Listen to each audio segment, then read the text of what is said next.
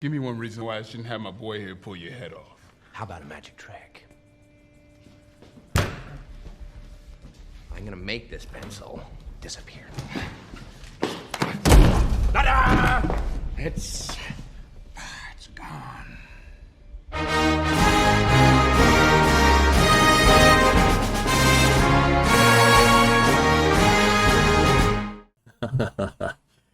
Oh, we are going to have a good time today. Not a long time, but a good time. This much is for sure. Quick little overview of where we were before. We had decided on what our artillery was doing, though it's not currently able to do it. It will in just a couple minutes. That's right, absolutely nothing can stop our 30B2s.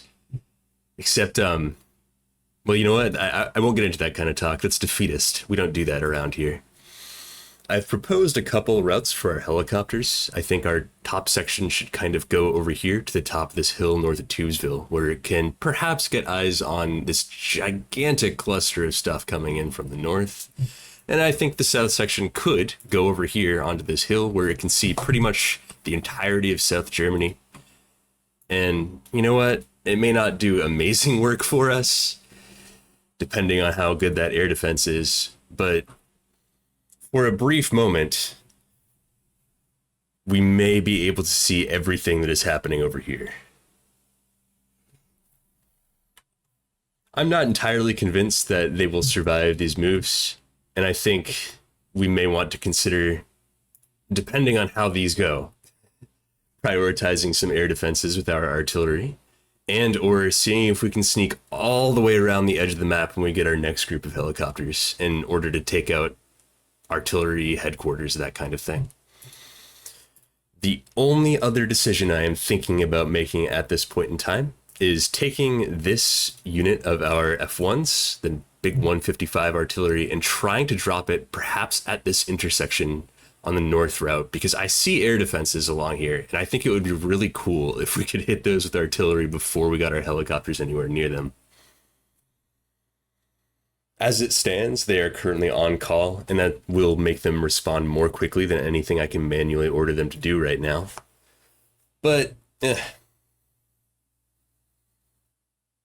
problem with me calling in that artillery directly is that if I screw it up, it's going to be my fault. Whereas if I just kind of let them do their thing and something goes wrong, it's not going to be a problem that anyone can blame on me. Or at least I'm pretty sure that's how initiative works. Anyway, I think I'll leave them alone. I think these are good spots for our helicopters unless anybody has any strenuous objections that they'd like to air immediately. And I'd be happy to run this next turn to see what on earth happens and how much of our stuff we lose in the next 60 seconds.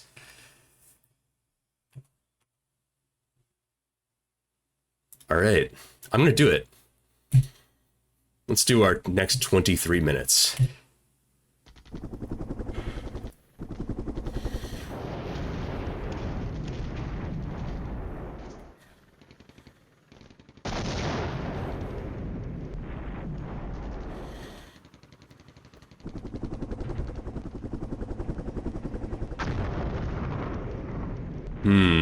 Looks like stuff moving down to B297 already. Nothing we didn't already know, but it's not something I want to see.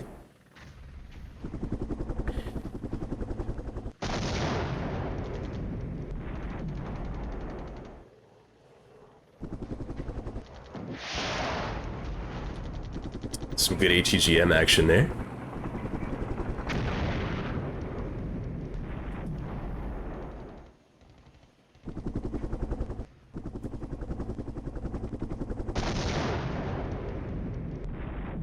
We're still dropping a ton of artillery on that intersection, though we can't see anything there anymore, probably on account of all the artillery. It doesn't mean we're not hitting anything.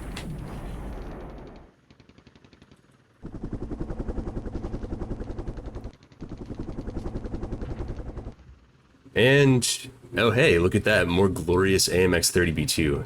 Quite a few of them, actually. We'll have to figure out what to do with those in, I don't know, 20 minutes or so.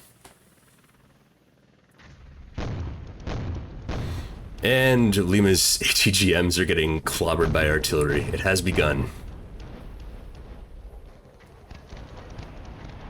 That little tirade I went on about during turn 0 about them never having been spotted because who could see one ATGM launch? Yeah, about that. And we've already lost a Gazelle because they've got air defenses way up there. Huh. I didn't expect that. That's new to me. And concerning, seeing as, oh wow, yeah, that's very concerning. That is a huge amount of mechanized forces piling in from the north.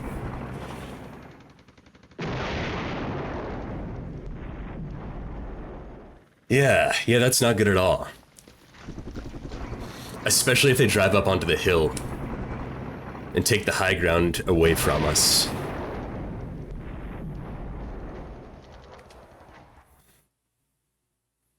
Well, at least we get to do an order cycle right about now and try to respond to that in some way. I think this is a good chance to call in Justin's tanks. By which I mean I have no better ideas for dealing with this at this moment in time. So we've got, let's see, we have maybe 2 platoons that are in Tubesville proper that I'd like to relocate pronto for the sake of doing some damage. Yeah, we didn't get any arty out going north, which is a little sad. It's possibly because these contacts are from our suspiciously capable ground search radar and not something we can actually see, and that may cause them not to be good enough to have the AI call in fires on them. Incidentally, we've also got a Soviet recce helicopter over here, which is bad for us. Actually, I don't know if that's a recce helicopter. It could be a Hind. But alas. We can try, and I think it's a good idea, to override some fire missions and slow the Russians, the Soviets, the Warsaw Pact, the red team down on their charge in from the north. So the way we've currently got our artillery configured is 2 of the batteries are specifically supporting the headquarters of 1st Company here, which are all of our pink units. And I did this because there's no way to specifically say only fire into this zone.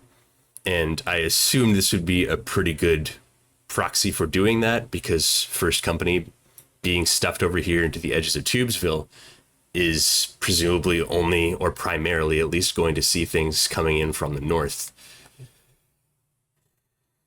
Didn't seem to work out for us, so no friendly recce with eyes on that road. Let's see.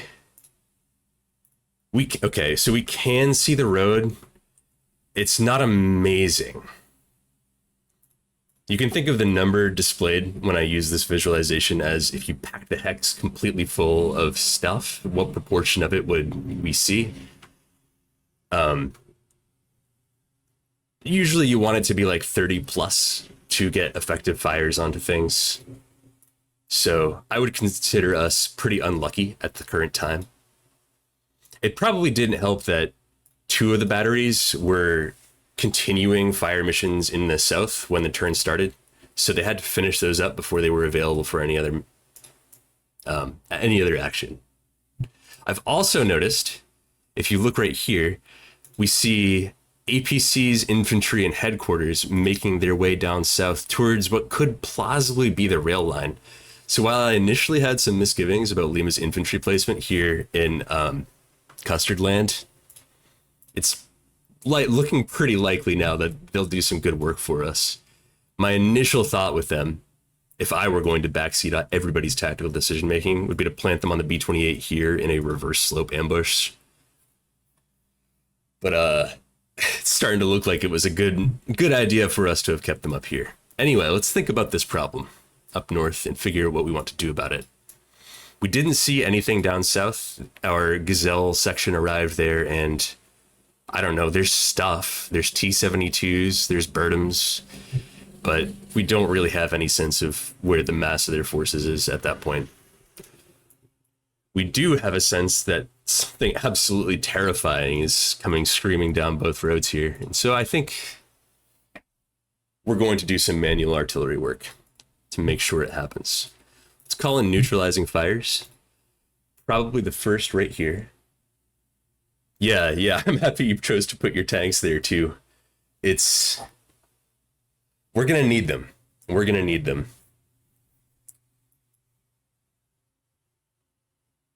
Yeah, okay. I'm not going to call in more than about 5 minutes of manually overridden artillery because I don't want them to be left unavailable for urgent support requests from our units. That will make, it just makes them respond more slowly. So I try not to call in big fire missions on my own, but I think it's time for us to override 2 batteries. Let's drop 50 rounds here, if that sounds good to y'all. Yeah, I agree. This is pretty good arty land. And if we can time our barrages right, we can do a great deal of work. Generally speaking, our NATO advantage against Warsaw Pact is at its most asymmetric when they are barreling in these huge columns to attack us, particularly in southern Germany, where the terrain is really restricted and there aren't that many approaches. There are only so many ways they can come to us, and that means they're going to pack just absolutely stupendous amounts of vehicles onto roads, get in traffic jams, get spotted by our stuff, all those goodies. So I'm going to call in minimum 10 minutes. Okay, I guess it depends on the number of tubes. I'll make this a slightly heavier than usual barrage. Firing from 1850, so it will start in 5 minutes, which I think is going to catch hopefully at least some of them.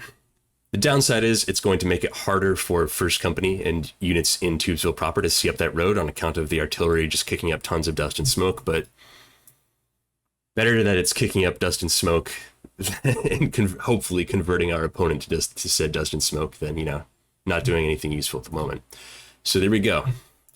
That's our first mission. I think for a second mission, we really want to clobber this road. B-27, which I sure wish I had thought about at all before we had started this, but hey, that's plans for you. Something never survived first contact with the enemy. The only thing that is making me optimistic about this is if they would like to cross this minor river, the Goldersbach, and then drive through the forest up the hills, it will slow them down a lot.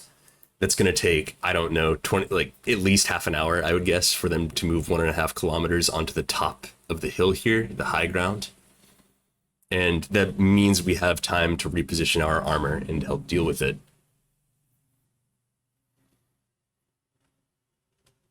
I think I'm going to say it's going to take them 5 minutes to start shooting. So let's do a mission here, 1.5 kilometers ahead of where we're currently seeing them. And let's make it last a while so that they have to drive into it if they'd like to come down the road. So I'm going to say not 30 rounds, but 60 rounds. So that's 12 minutes of firing, which is a pretty big commitment, but so is that number of astonishing quantity of vehicles. If you put arty on a road, does it reduce the movement bonus or change the movement speed for that hex? It doesn't change how quickly, it doesn't change the inherent movement difficulty, but it will slow down and disorganize units moving along it. And if you hit them hard enough, it will often cause them to back off, move a couple hundred meters either side, and generally disrupt their move orders. Oh, as a fun aside, at some point during yesterday's game, I said something about not knowing whether you can kill helicopters with indirect fire. I tried it out in the scenario editor, and you totally can. Cluster munitions work a lot better, but it's entirely possible to shoot down helicopters by just calling in enough artillery in the zone they're flying through. So that's fun, and it pleased me. All right. That looks like a good bit of fire support for us here on the north bank. We've got a few problems to deal with that are going to require us to issue more orders than I normally do per turn, and in fact that I normally like to do per turn, because this is a really good way to get your headquarters spotted by Eland and blown up. Lima's Mephistos are taking artillery fire. I'm not totally sold on moving them, because moving them while they are under fire can be very bad. It brings them out of their fortified positions and whatnot, and just generally hurts us. So I don't know. If you guys want them moved, speak up. Otherwise, I will probably keep them where they are, because they have such a great view of all these forces. And you know what? They'll get a good word in the history books. In terms of what we want to do with our armor, I think we can move these 2 companies right now, and I'm going to do so by looking around to try and find a good spot for them to shoot down into the slopes. I think where we tried to put the helicopters is a pretty good starting area. We can move perhaps the 3rd platoon here, and we'll have them. Let's just see. I missed my hex. Let me zoom in. Let's just see how long it would take if I told them to floor it.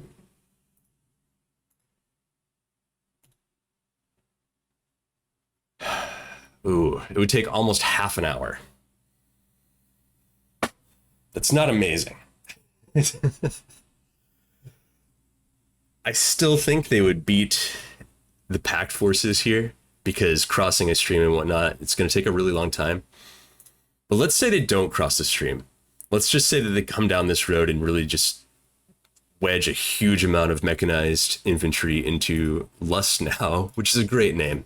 Almost as good as Wankheim. If I move the tanks here instead, 20 minutes, more, not so much 30. I think that's worth it, especially if we move them here. They'll be able to. They actually really can't see anything there, huh? Never mind. How about here?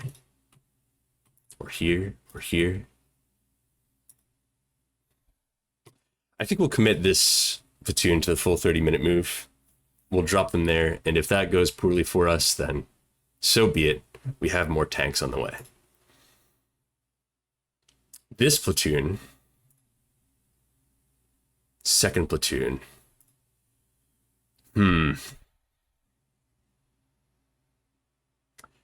We could move them closer to the front so that they can provide direct fire support to our infantry when they get piled on. I'm not sure they would last very long there, and 1st platoon might be a little better suited for it. But the problem is 1st platoon, since it's holding its current position, is going to take longer to get moving than 2nd platoon, which is just screening. So perhaps that's what I'll do, is I'll move them up and try to provide a bit of direct fire support. Let's test a move under cover to see how long that would take. That would be 20 minutes or so.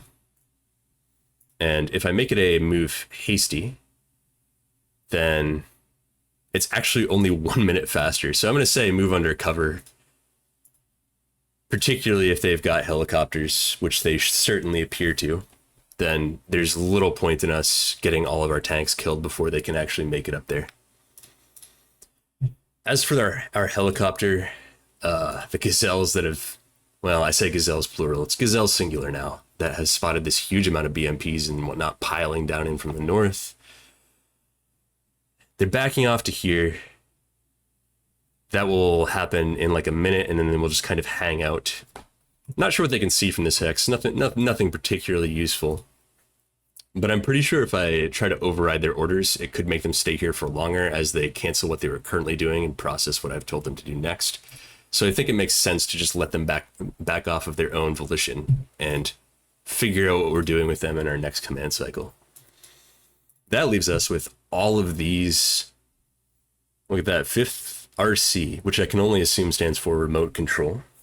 We've got ourselves another tank company, and we're going to use them as quickly as physically possible. I think we should take their headquarters, probably move it down. I don't know. What's the command range on this thing? 16. That's fantastic, honestly. Probably because it's battalion level HQ. So I'm going to say we can move these guys over here, and we'll just have them hang out. You don't want your headquarters units holding, because if they're holding, they won't move around after issuing orders, and if they're screening, they will sort of shuffle themselves a bit in order to keep themselves from getting artillery too terribly badly. Let's go ahead and move this tank company. I think its headquarters can... We'll speed them down the road, move hasty. We can probably try to bring them up onto this hill. And that way they can look down on Tubesville and behold the fact that we've probably lost it by the time they arrive. This is the headquarters, so I won't move them quite that far. Maybe just over here into the westernmost edge of town.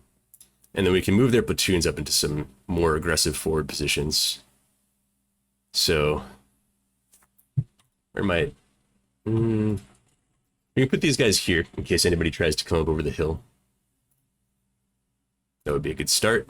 That will take exactly 30 minutes. Wow, my estimate was perfect. Give me a pat on the back for that while you still have time. Let's try this platoon. Perhaps we'll put them where the second platoon of our AMX-30B2, our other armored company, currently is, and that way we'll have somewhere, we'll have one in reserve, so we'll tell them to screen when they get there. We have third platoon, who I think it makes sense to also commit them to the sort of top zone, just on account of, I think it would be really, really bad if we lost all that ground. Let's see if this is actually a good hex. Not really. I'll move them up one north of that, or over here even. And that will take a little more than half an hour.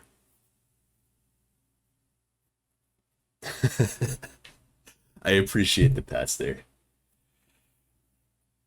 Yeah. Positioning for a counterattack once I've lost the town is... I don't want to say that I'm being a pessimist about this, but I am being a pessimist about this. And I'm concerned that we don't have enough depth, but it's a little too late to fix that. I could try and get everybody here to pull back, but they're so close that at this point pulling back just means that rather than meeting us in prepared fighting positions, they're going to get a chance to shoot at our backs as we drive away in the open, and that's even worse. I'd much rather just try to absorb as much as I can and then see if we can do anything rude to them with our tanks. Move hasty. Let's try and get one more, perhaps in here for the moment. They won't be able to contribute to the fight immediately, but they can sort of cover these southern bits. And we may not lose them instantaneously. And that's our armored company, I believe. Completely ordered. In the south, I'm going to say no change. There's nothing that we can actually see that we didn't already know about, so we may as well just hang on and wait until gold gets overrun. Other than that, I think we're all set and ready to continue the next 23 minutes. Let's do it.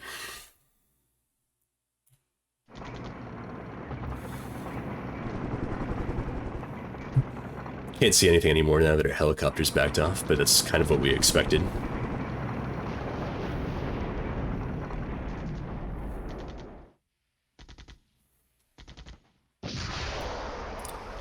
Here comes some stuff up red, ATGMs firing. To some effect against those T-72s. It's good, really good for us that they backed off, because it means they're going to have to turn around and come back over the plateau again.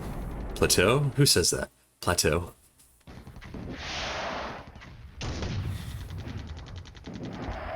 There we go. That's some additional attrition there from Lima's well-placed Mephistos.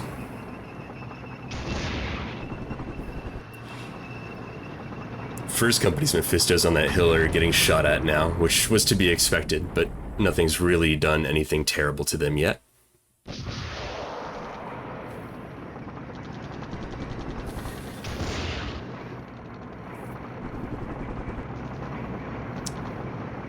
The French say it that way? Oh yeah, okay, true. I suppose by definition, anything I say right now is the way the French say it.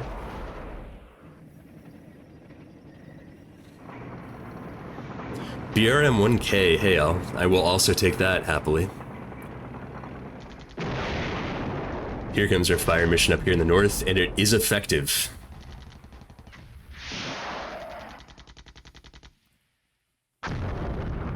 And there's our fire mission in the slightly less north, which is also effective.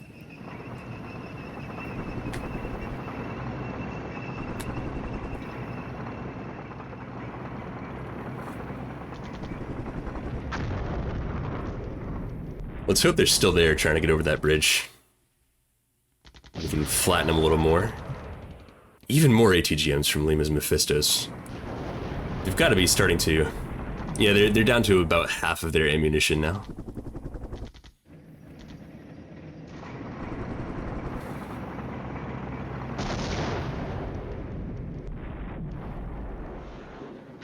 Here comes some BMPs up into Custard Land.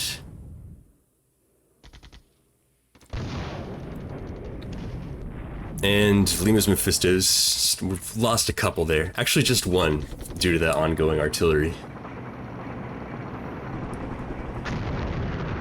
Yeah, I do think we should try and make good use of helicopters for finding their artillery positions soon.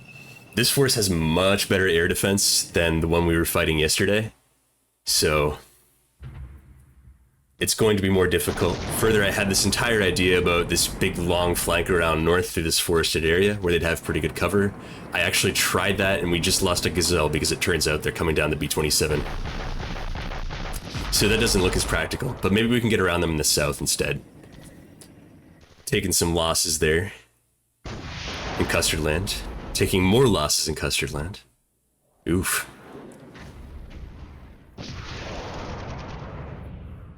Well, there goes that platoon in about 60 seconds.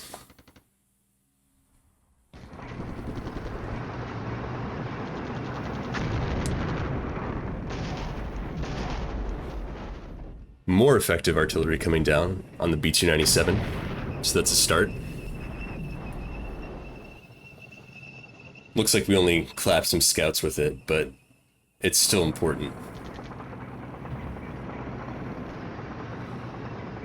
My general take is that it's more important to kill scouts when you're playing Pact than it is when you're playing NATO, because when you're playing Pact, NATO scouts are the bane of your existence. They're the ones calling down fires and whatnot on your big traffic jams and columns, trying to zoom down the roads. And when your NATO Pact scouts are basically there to tell them where your front lines are, they are ablative, sacrificial. Or maybe I'm just using them wrong, but, you know, I could never make a mistake. That would be impossible.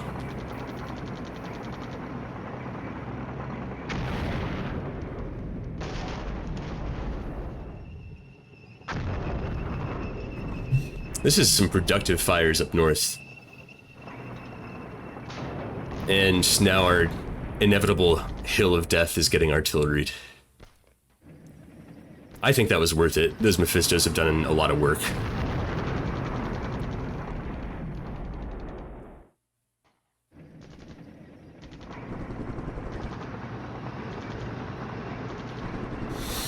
You know, if you're ever feeling pessimistic, just remember that we haven't seen their hinds rolling over us yet, so it could still get worse.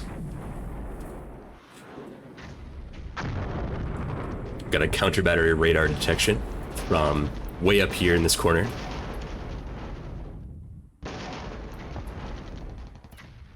We just destroyed... wow. Alright, we may need to upgrade Tobachev's metal. We just destroyed so many tanks there that it briefly broke the graphics.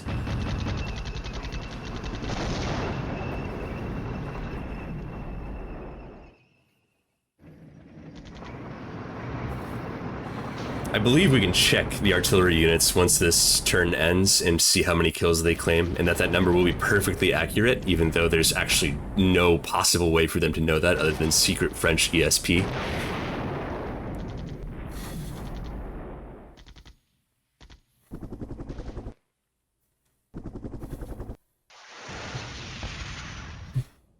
And that recce in the south has been overrun and smashed. Lima's Mephistos are also starting to take direct fire from those tanks coming up red. They're holding on surprisingly well, all things considered. But... well, I'm not going to bet on them having another 23 minutes of life. Boy, what a 23 minutes this one has been, though.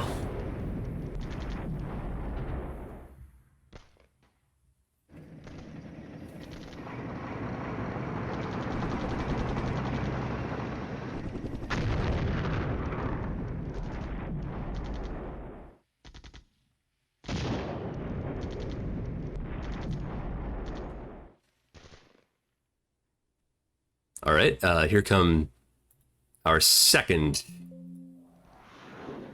batch of AMX 30B2s, which is good. I wish there were a practical way to kind of get them around into the south, but I don't think there is. Our electronic warfare burden has gotten somewhat worse, which is to be expected. It's pushed our command cycle closer to half an hour now than 20 minutes.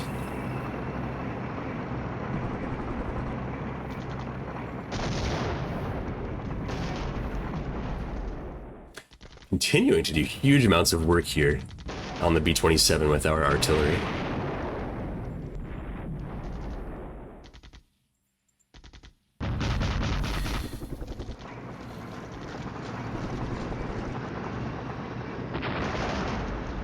There go those Mephistos getting just clobbered at point blank range by some T-72s.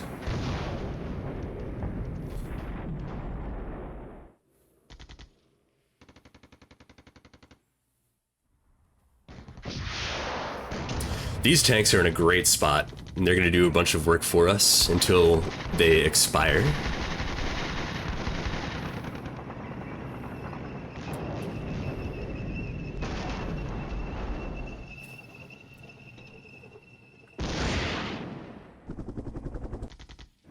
That is so much red.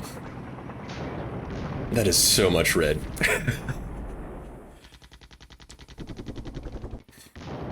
Don't interpret that as defeatism. I would never. I'm simply observing that we have plenty of targets.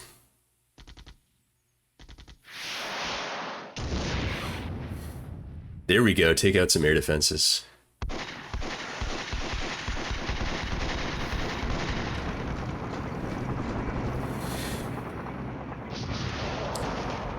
There you go, yeah, and there's half of that platoon gone, but worth it. Malyukas are pretty capable, and... yeah, exactly. I mean, look at it. Just, it's... the moment this turn is actually done, it's just taking a while to play out because so much stuff is happening. I'm going to look at your artillery units and see what they've accounted for, because that number will be accurate, and I guarantee this is just a stupendous amount of stuff happening up here. Well, there goes that entire AMX 30 platoon. It was a good while it lasted.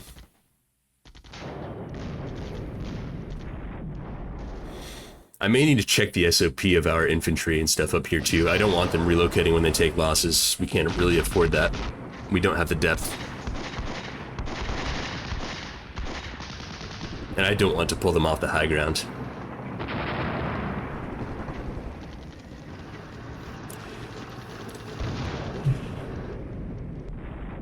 I don't know if... I guess that's their artillery coming in on those hills. Must be.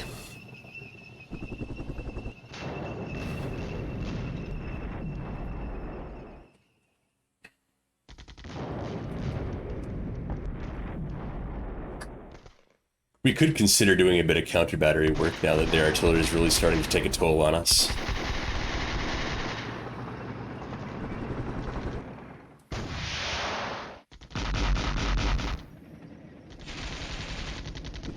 Lima's infantry platoon's proving pretty well placed.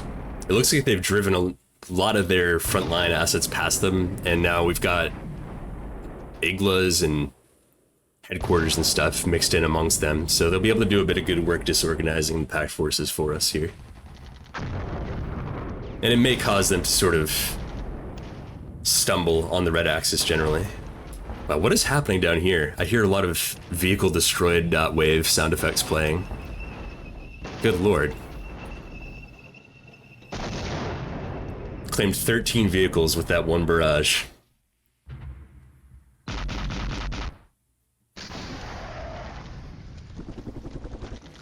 -1 helicopters headquarters, too. Yeah, your second platoon, platoonant.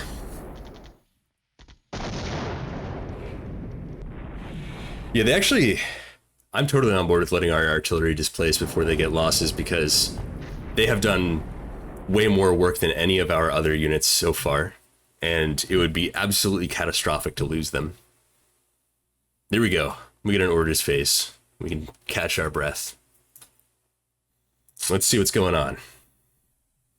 First thing we're doing is checking what our artillery units claim for their kills. 4 recce, 6 tank, 1 headquarters. 14 APC, 10 infantry, 2 anti-tank, 3 air defense, 2 artillery, 5 utility vehicles. Wow. I'm going to remove these guys from direct first company control. I think this is probably just reducing the amount of effective fire we can call in at this point, and our manual barrages seem to have been doing good work anyway. So I'm going to say it's going to go direct support is provided to all requesting units. They will finish out their current on-call stint or active fire mission, whichever applies, before they actually go back to responding to everybody. I'm also going to change their resupply. Fire until you have like none of your ammo left. You don't want to set this to 0% because then you might end up doing something funny like spending an entire fire mission dumping all 2 of your remaining rounds onto the enemy before you resupply. But the rest is sensible enough. And we'll apply that to all of our artillery. And I guess also our FARP, because for some reason the game considers that the same sort of unit as the artillery. Not that it matters. In terms of ammo, we've got... Well, I can actually open a fire support view for us, and we can take a look at that. Let's see. 38%, 69%, 67%. We will get mirages in our next command cycle, which is good because we are desperately going to need our fast movers. 3 active fire missions. Our fire support request queue is about 2.5 miles tall. I'm not going to look at that. That's morale reasons. Let's adjust the SOP for our armored carrier units here. They say relocate whenever, but they have a bit of tactical initiative and acceptable losses, so I'll actually just keep it. That's all right. The fact that these guys moved off of the tile that was getting bombarded by artillery is good for us anyway. Perhaps we can take this helicopter now, the Gazelle that we lost, and try to do something useful with it. It can't really see anything where it withdrew to. All it kind of did was succeed in not getting killed, which is still good for us, don't get me wrong, but not quite as helpful as I'd like. We can try to use it to get eyes on that northern road there, the B-297 or the B-27. Last time we did that, they exploded, but you know. Things might be a little different now, considering the absolutely shocking amount of exploded stuff in Hex 2506.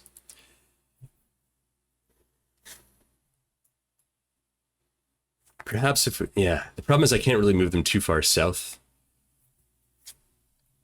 without them getting within danger range of all of this.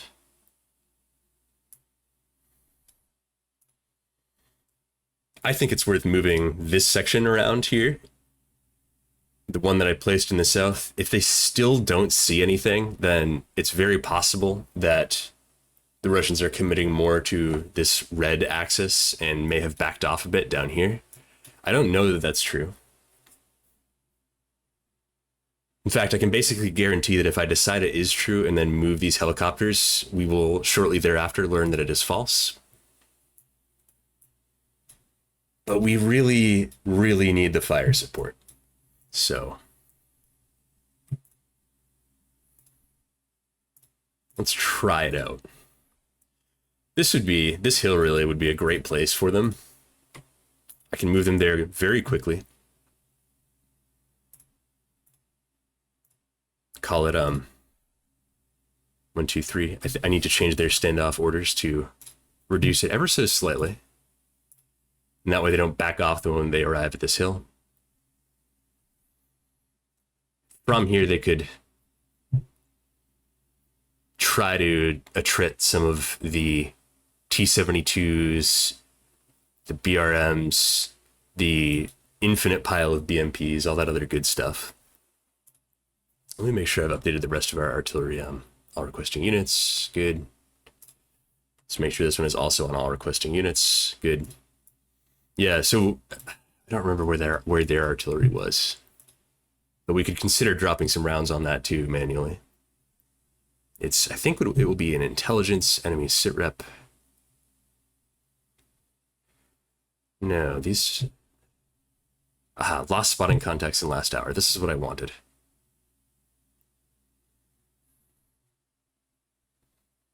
We have lost contact on 2 Hinds. Frightening, but not much we can do about it just yet. Unknown radar only. All right, we won't technically have known what they were, so we need to click around on each of these hexes until I find one that highlights the unit that was in the place it used to be, or their artillery used to be, which is somewhere up here in the northeastern corner. Radar only. Tried all the bottom ones. Yeah, okay, they were right up here. So I think it's worth manually dropping. Yeah, those intel nerds. Who even had time to print this table out and hand it to me in the past 20 minutes? Can you imagine? Yeah, let's try some neutralizing fire on those 2 hexes to see if we can cut back on the amount of Pact artillery bothering us. It's likely they are displacing, so I won't make it too ridiculous a fire mission, but we'll at least put a couple rounds on their heads. I'm going to cancel this current barrage by ordering new ones. Not sure there's a way to queue it after the automatic. I don't think there is, but let's try it. We're going to need to do neutralizing fire, and we'll start by shooting the ones in the trees. Barrage. HE neutralizing. We'll just do that, followed by that. Commit. And we'll do the standard 30 rounds each, 5 minutes on each hex, and hope they haven't moved too much.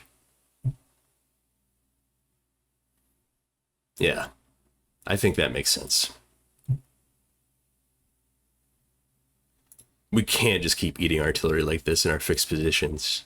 That's what they depend on to dig us out of urban terrain, and if we can minimize how much of it they've got on hand, it will be of great assistance to us. I wonder if there's anything we can do with our tanks here in northern Tubesville to sort of get a look at what's going on in the south and perhaps irritate some of these things. I don't really think so. Not without driving them up onto the big old hill that is currently getting plastered by all of the Soviet fire support in existence. And that's not a great use of our tanks. But I mean, we could at least park them at the bridgehead here. Not that that would pay dividends until Lima was completely overrun, but it's a possibility.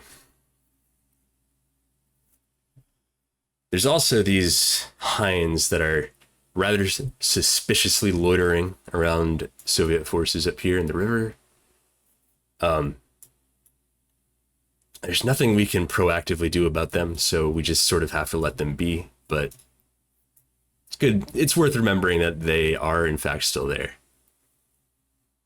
I guess, okay, the Mephistos are automatically displacing, though they have turned from Mephistos into an infantry platoon by virtue of they don't have any vehicles left. Kind of a weird choice to displace too, but I'm not going to question it. It's better than where they are now. This infantry, I'd say they're in pretty great shape where they are. This infantry, totally out of ammunition, completely fallen out, except for one unit of mechanized infantry. So, rip them. There's nothing useful that can be done with them anymore. I almost forgot to give orders to our new tank company. So let's do that. And double check that. Yep, okay, we have new tank company orders and new helicopter sections orders. I think we can try and use these sections to get around them and do nasty things to their artillery. What's in that Vasilek section? Oh, okay. I thought I read Tunguska and I was going to freak out, but I did not. Phew. Perhaps... All right. Let's get this headquarters moving. I'm going to plant them somewhere similar. Perhaps up here in Haglock, whatever. They've decided to take an interesting route there. I'm not sure that's the fastest way to get there. Let's try plotting a slightly different course for them. First go there, then go there, and that will get you... No, that was actually faster. Well, whatever. I'll let them do their own thing. The rest of our tanks, I think we're going to need some up here. We're going to need...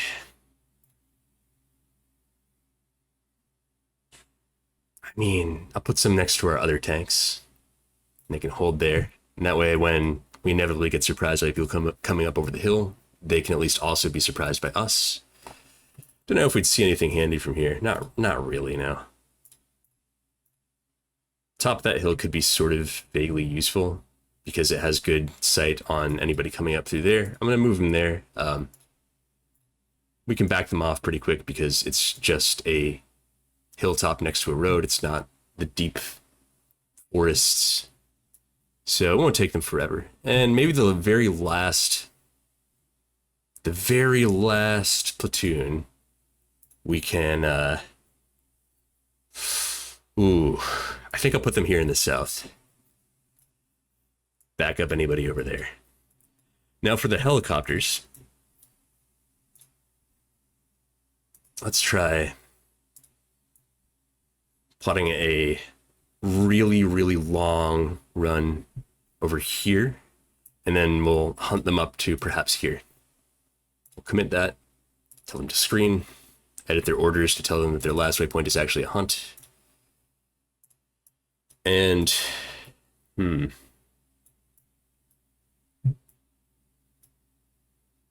perhaps something similar, albeit slightly less aggressive, with the second section, so that if the first section's orders turn out to have been absolute suicide, we will at least only be down one batch of helicopters. I'll move them here, and then have them hunt over to this hilltop. That way, if they happen to see something between hills on the west side of Gold Route and the hills on the east side of Gold Route, they won't just go blasting over it, having a little joyride and playing Ride of the Valkyries. They will instead just stop and do something about it. So let's make sure that they are hunting. Apply that. And keep going, I guess. I don't see a whole lot we can do about this stuff down here, except starting to consider moving some of Third Company's shenanigans back, and I'm a little too afraid to do that yet. If we go another 30 minutes and still don't see anybody coming down gold, I'm going to start moving some of these infantry back. In fact, I'll probably move our reserve platoon back now into this section of city to provide a little bit of buffer between Lima's HQ and our objective, and just all of that crap running down at us. So let's do that, and let's have them hold. They'll get there in like an hour, assuming that they're still there to get to, but better, well, I was going to say better late than never. That's not really true. I think that's everything we can do this turn, and I vote we just go for it. Yeah, just lose one section. I mean, I'm not a coward, if that's what you're implying. Totally not a coward. Not at all, never. Me? No. Besides, I'm a croissant, not a loaf. Get the lore straight. The things I would do for some Kiowas. Well, let's find out just how badly the next half hour goes. Badly. I just say. At least we found some of their air defenses.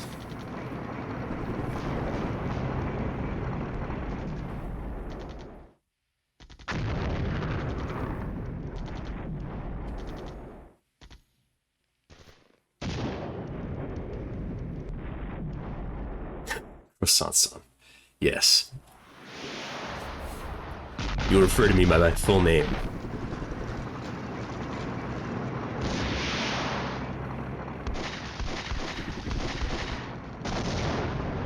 I'm gonna say it's a good thing we were a little more cautious with the second section of helicopters, because the ones we're trying to move are already getting shot at.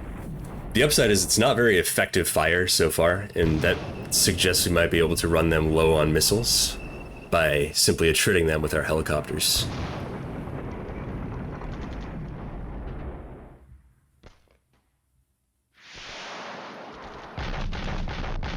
That's what, like 3 failed engagements so far on their part? I could do better in SAM Simulator. I'm just saying.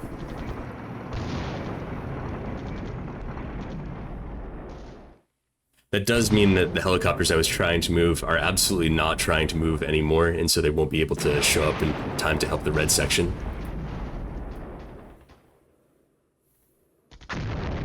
Probably good, though.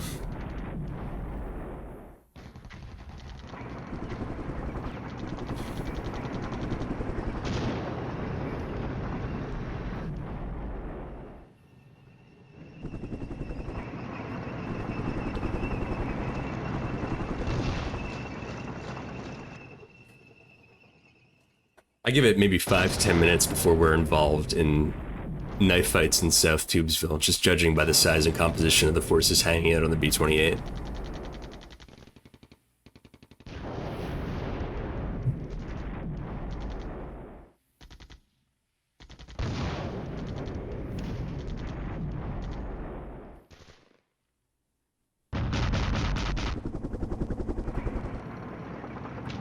Yeah, there's some of their Hinds coming in. We're shooting at them with our commander's HMGs, I guess, and doing essentially nothing. Yeah, exactly. If they spend all of their missiles shooting down our helicopters, the Mirages we're going to get in a couple minutes can actually do something.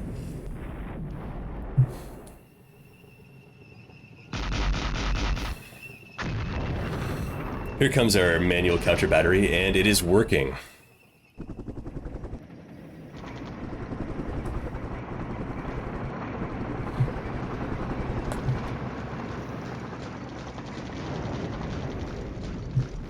And there goes some Soviet fire on our tanks.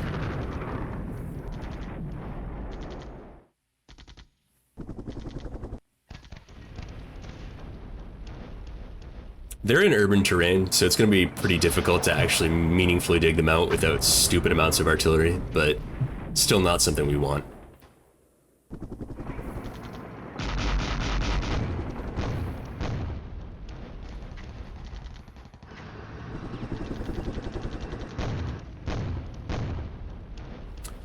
Looks like Lima's air defenses have backed off into southern Tubesville proper, which is good. That's a sensible move. They should not be sitting out in the open there anymore.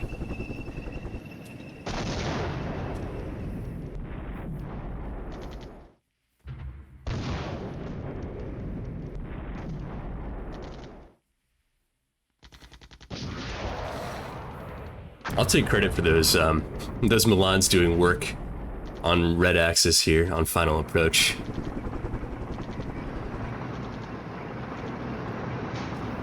They're at the tip of the Wankheim.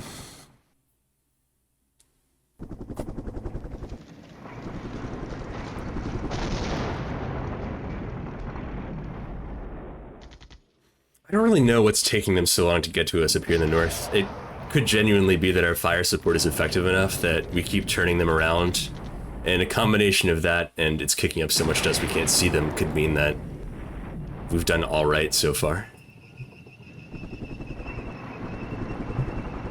I don't think it's gonna last forever, but... Oh, that's a good shot. -1 Hind.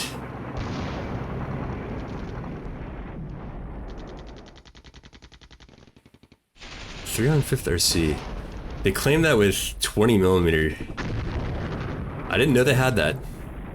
That's pretty cool.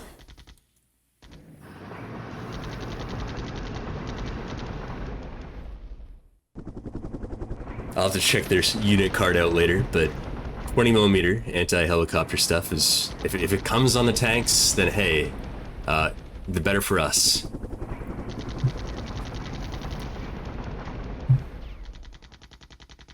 I don't know what those guys are getting shot at with. I can't tell by the .gif playing on their tile. Might be rockets. More Milans. Wow, that was an extremely effective ATGM ambush.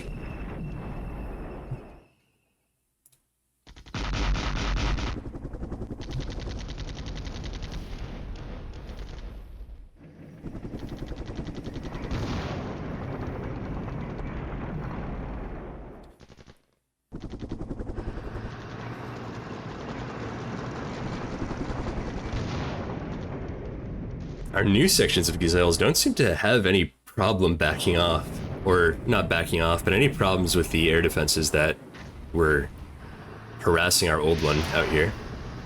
More good work from those Milans.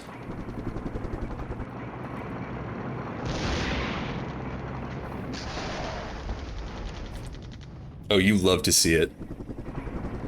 That's what most of a tank company, maybe an entire tank company's worth of vehicles they've claimed in the past 2 minutes.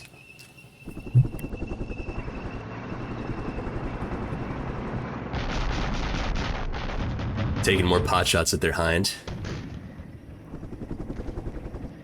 And we have Soviet mechanized infantry in South Tubesville.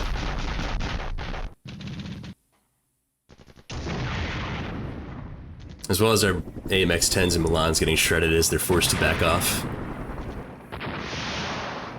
That's alright though, they did work until this. And our 120 millimeters are starting to get in on the action. I'm not sure we've seen them do too much just yet, but I suppose they didn't have the range for it. Hey, there goes another hind. That was 1124 GC, so I think mechanized infantry just, probably their AMX-10s just getting lucky with their autocannons. Who even needs dedicated anti-air vehicles, honestly?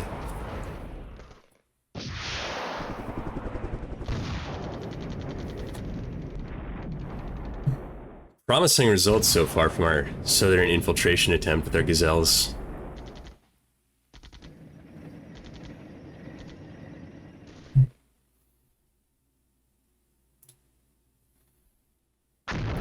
Here comes the second batch of counter battery, which also scores a couple hits.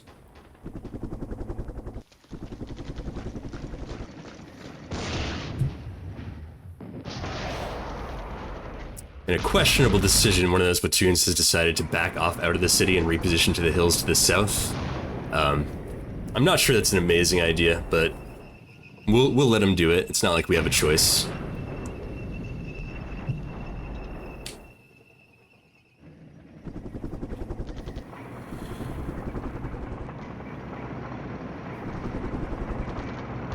Yeah, Red Axis is full knife fight territory at this point.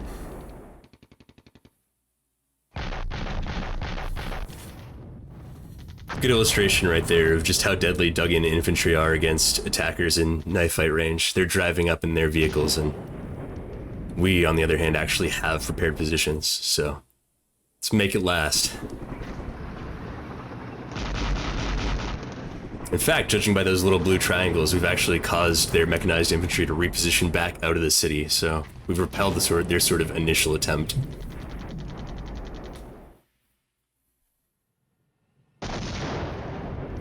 Well, no, just kidding, they just changed their mind.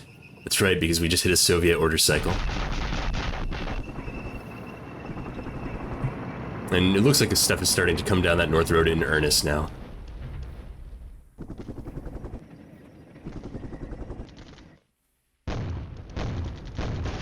Oh, there's some good mortar action.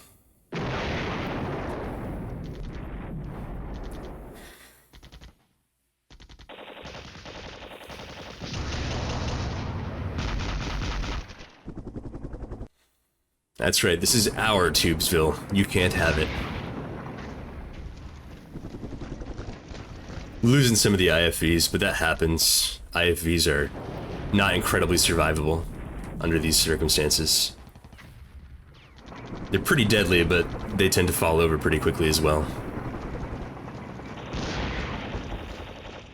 Fortunately, it's a lot harder to take care of the infantry that we've got dug in those urban areas, and since we don't really need to move them, losing their IFVs isn't a huge deal. Getting a bit of a tank duel with our AMX-10s and T-72s across the northern sections there. Our Mirages have arrived, though. I don't actually remember if the in-game fire support control can automatically call them in. I think we have to do it ourselves.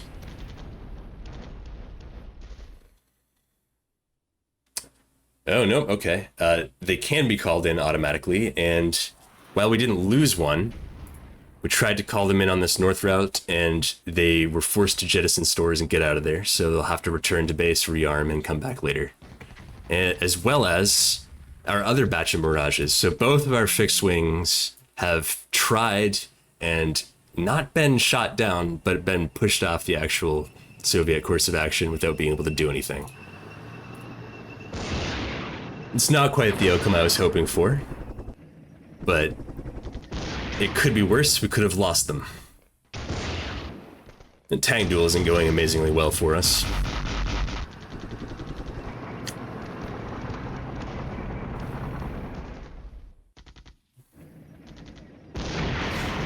On the other hand, Justin's tanks that were positioned in the city are doing some great work on the mechanized infantry coming down the road, even if they're not, the ones we've got up north here aren't necessarily faring so well against the T-72s.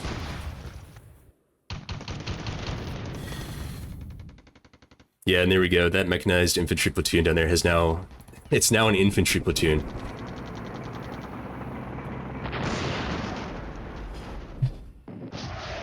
Yeah, you are getting a lot of negative attention there, but you were also really clobbering their mechanized infantry, their BMPs coming down the road.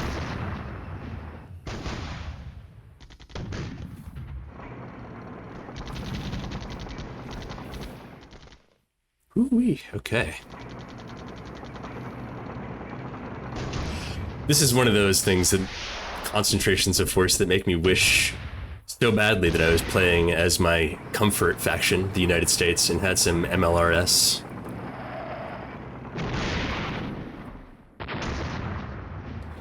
This is a grid square we could really stand to see removed.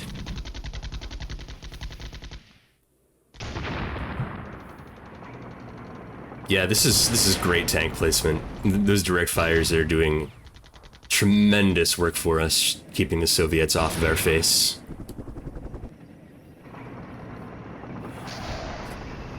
And we found some... Oh, hey, look at that. Our helicopters made it behind. Oh, gosh, yeah, to pick them would be... Boy, I would give up one of my tank companies for just, like, a couple to pick 'em rounds. Looks like we found some of their artillery back here with our helicopters, which is great to see, and actually did a little bit of damage to it as well. Okay. Get some time to catch our breath now. This seems like a questionable use of fires. I don't think we need them on the south here. Fortunately, they're starting it now, so I could probably shift it over.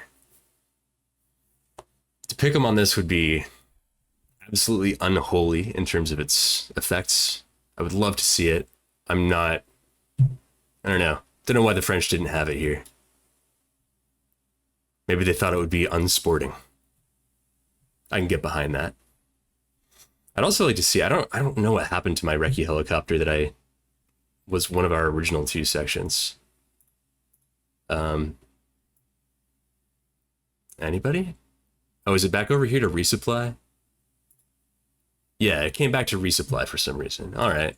Well, we can order it to get back out there and start doing things, which we're going to need up north. Let's bring it up to the top of this hill again. It'll probably get shot at, but, I mean, we need all the fire support we can get right now. Let's use screen. Let's make sure that they know that their second action should be to hunt. Alrighty. This tank platoon is in bad shape. Their readiness is quite poor, probably because they got hit by artillery and then lost half of their vehicles in a non-completely fatal fashion, but they're still out of combat for the entire duration of the scenario, and there's not a whole lot we can do about it. I said that if we didn't see any further action on gold for the next half hour, I was going to go ahead and move them to reinforce red. I think it's time. It's pretty clear to me at this point that we could use more help up here than down here. I'm not going to move all of them just yet, but I'm going to dedicate at least one more infantry platoon, probably to somewhere on the shaft of the Wankheim. And that way they'll be relatively concealed, relatively well covered, and ready to commit to some counterattacks, or at least to cover these Milan from anybody trying to get too close. Let's bring them up there, have them hold. That's not the route I want them to take, but excuse me, who are your pathfinders? Who told you you should go that way? Maybe it's a sign. I'll move them into the city instead. It's still going to take like half an hour because they were dug in. That's 10 minutes, I believe, to get them just to start moving. And maybe, I don't know, some function of order delay. Up here, up north, I think Tobichev is going to do some manual fire missions. What direction do we see these guys going? Yeah, so we turned around maybe half, we'll call it like one of their companies of mechanized infantry, but one of them is still coming with us. On the southern road axis there, we see at least 2 companies still moving, and we'll have most of this turn. In fact, we'll be able to get another set of orders in before the Soviets do. So probably better to clobber this south highway here, which I forget what it's called. B297. I don't know how to say that in French. And we also should probably look at these helicopters here, which have done great work and are now in just an absolutely phenomenal position to cause trouble. We see some self-propelled artillery here. I'll let this, let's see, the 3rd section go ahead and keep doing its thing. And I'll take the 4th section, which, how much ammo do y'all have left? All of it. Perfect. Take your gazelles. We'll fly them over here and then have them hunt their way up to maybe, I don't know, whatever that's called. I don't know why they didn't just name these towns in American. It would have been so much easier for me to understand. So we'll screen that. Have them just hunt, which is a helicopter only order. I don't know if I've explained it in its totality. I think I've sort of brushed on it in passing a couple times, but the hunt order just says, if you're a recce helicopter, move up until you can see something. If you're an attack helicopter, move up, kill the things you see, and keep moving. So rather than just flying over everybody, which is how you get shot down, we'll perhaps do a bit of proper helicopter hunting. Neutralizing fire. Let's put it right there. Hello, Hoffman.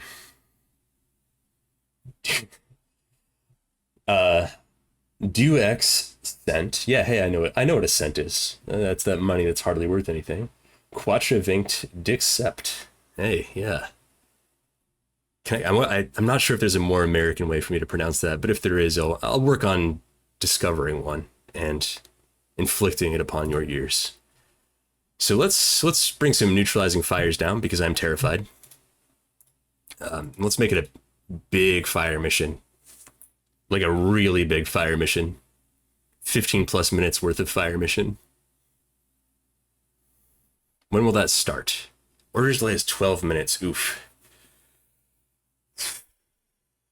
So I probably shouldn't do it there. I should probably move it at least one tile further south.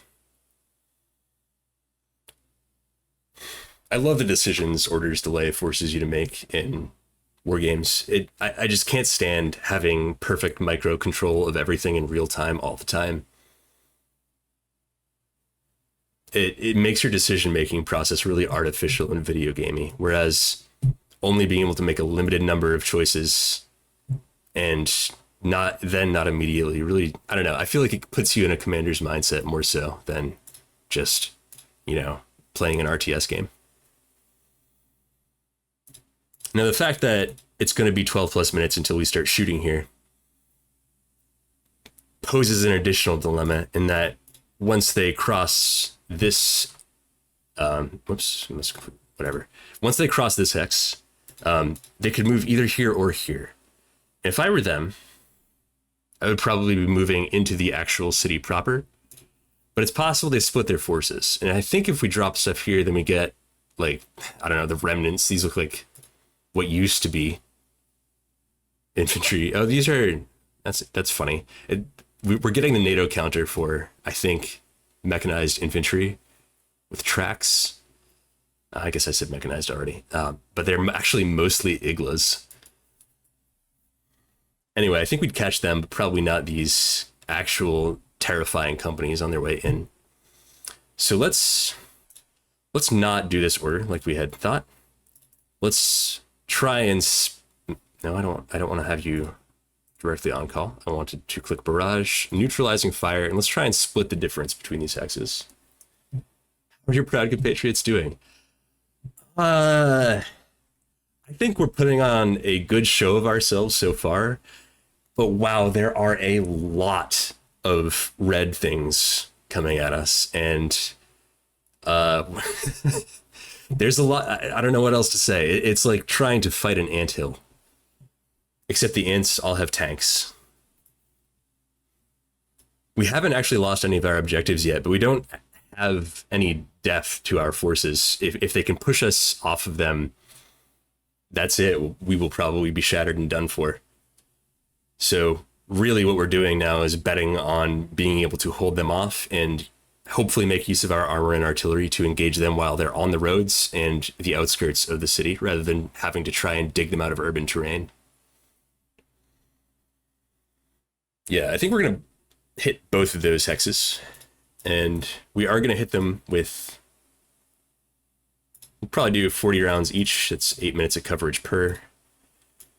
I suppose it would probably be a little smarter to take another one of our 155 batteries and use it to deliver these rounds simultaneously, but they're both currently involved in fire missions. I don't really want to disturb them because the game models additional order delay when you take your units that are currently doing something and tell them to do something else.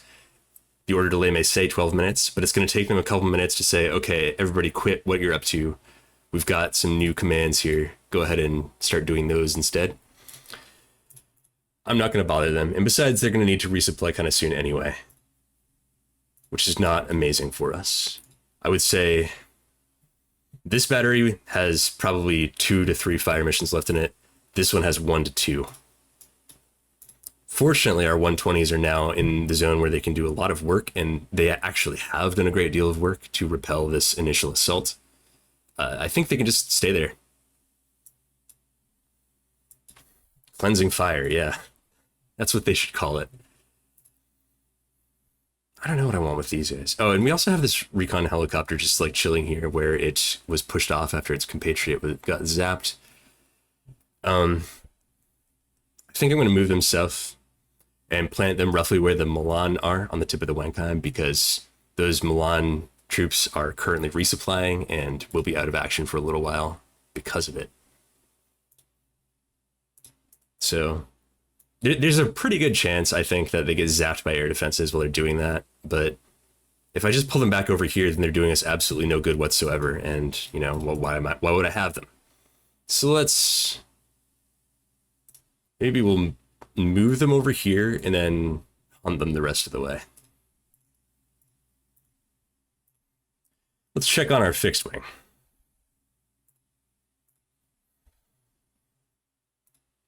If we had more artillery, I would probably try and dedicate some of it to killing air defenses so that we could have better luck next time our fixed wing come in. If we can actually get a strike off on a concentration of unit, fixed wing air support is devastating. It makes artillery look like we were just shooting pop guns. But alas, they're both resting and resupplying, which 1 AC. How long do we think that might take? Oh, they're back up. So let's try manually ordering an airstrike or two.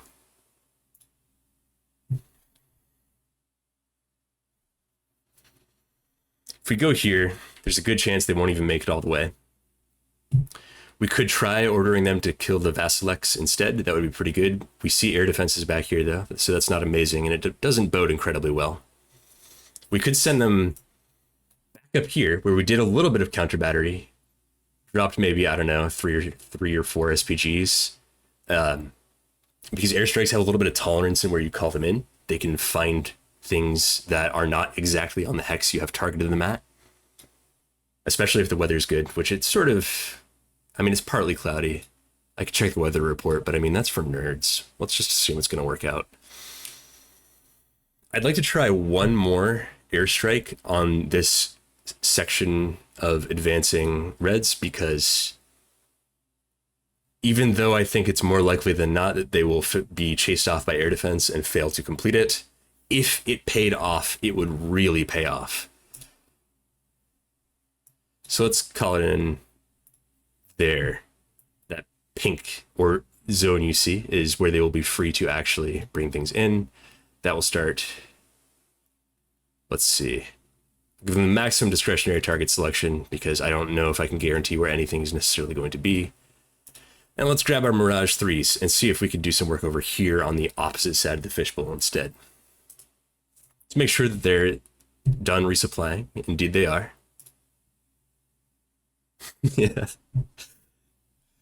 I mean, caution is for people who live through the average scenario, and how boring could that possibly be, you know? I mean, come on. 1, 2, 3. If those guys are moving up the road, then we'll put them here. And there's a chance we'll be able to call in and let's hit on some of their artillery. Some nice fires you got there. I also have artillery. 3E, AS-12s. Okay. Yeah, let's just call that good enough. We'll bring in both of our airstrikes. We're doing a lot better on the red axis, I would say, than on the northern one. So if we can get a really good airstrike off here, then we may be able to stop worrying about it so much and focus the rest of our fire support attention up north. Oh yeah, I need to do something with our helicopters and make sure, or at least make sure that I've got all that set. What are you guys, and where did you even come from? Oh, your headquarters, and you're just moving automatically. That's fine. Don't know why they went way out in the woods, but hey. In terms of these helicopters, yeah, this is fine.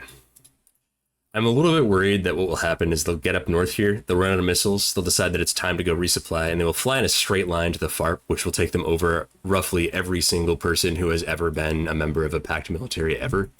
But if they do a bunch of work on SPGs and headquarters before that happens, it will have been worth our time. So let's run the next half hour. It's gonna work. I guarantee it. Okay, that's an interesting message. Airstrike by 2 AC Mirage 3E on Hex 3213 intercepted, hit continuing to target. And we get some action.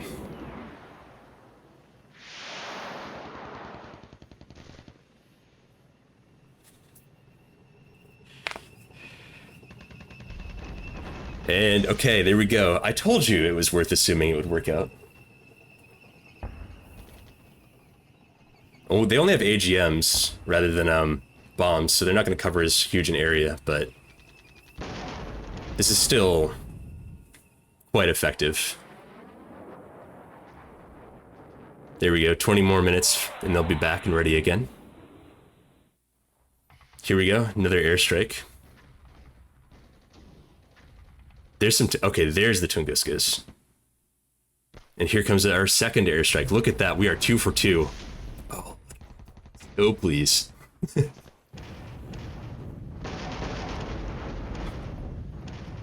Please clap, ladies and gentlemen. Oh my goodness. CDG, I don't know, does anybody who knows French know if there are higher awards?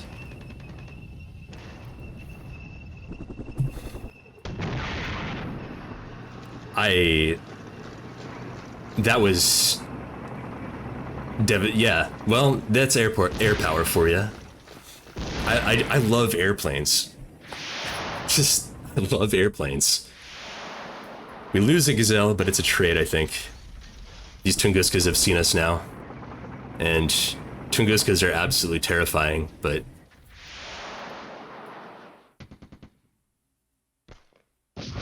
we can probably hit them with artillery. That might be one of the best airstrikes I've ever actually carried out in Flashpoint, right there, on the North Road. I'm actually gonna pause turn resolution and see if it lets me, count the, results here on the aircrafts. Let's see. Claim, yep, okay, so that airstrike, 26 APCs, 23 infantry units, presumably they were mostly inside the APCs, 2 AT, 2 headquarters. That is just astonishing. I feel a lot better about the North Axis now.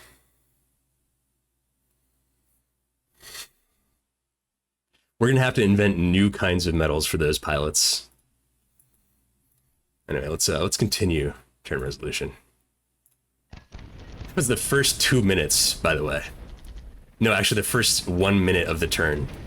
All of that happened.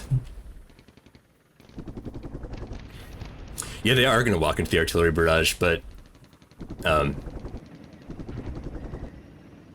it's delayed a bit. It's going to be probably another 10 minutes before it actually starts happening. And there we go. We've gotten some additional fires automatically coming in on their artillery. The AI is pretty good about prioritizing what it's shooting at. Oh yeah, and here come our other fires, which have promptly pushed these mechanized infantry into oblivion, actually.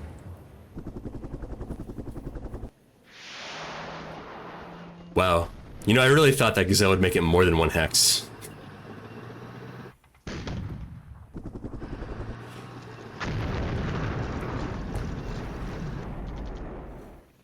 Hey, wow, I am not over that airstrike. I am actually speechless at how well that worked out for us. The fact that we've obliterated 2, maybe even 3 companies there all in one go suggests we could even consider pushing some of our armor out that way and trying to counterattack them. I don't think I want to do that just yet, but we have a lot of spare armor, and if we can make room to our east, particularly, you know, getting these Vasilex and whatnot out of the way, it would really be fantastic. I would be quite happy. Oh hey, and our Gazelles have found SPGs, and they are tearing them to shreds. That's what I like to see.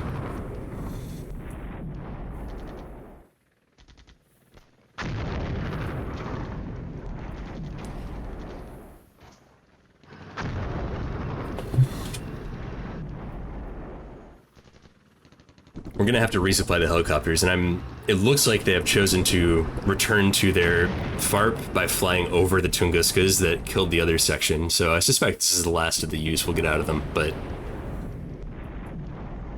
I'm willing to take that trade.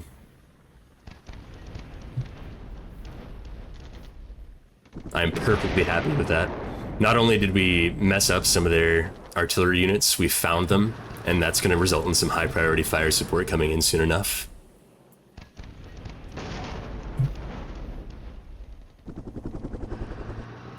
Yeah, okay, here come the Tunguskas at 1 kilometer range. Can't say as I envy them.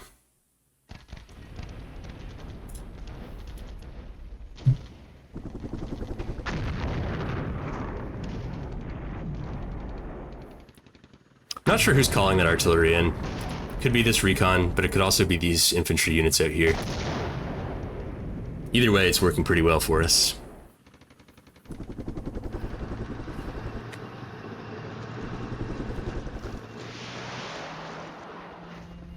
Yeah, there you go. Both gazelles at once. Alright, I think that's... Not sure if we... Yeah, okay, we've got one remaining section of helicopters.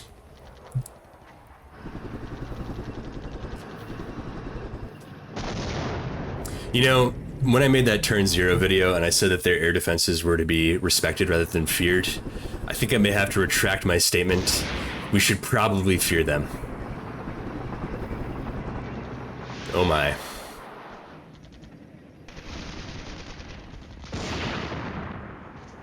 Alright, so definitely not quite in... We haven't quite developed the conditions for a counterattack there up north just yet. I think if we can zap a couple more companies, then we'll be ready to do so. But it's just not practical with that many of their forces rolling in. We don't want to get in moving knife fights with them when we can get in stationary knife fights from prepared positions.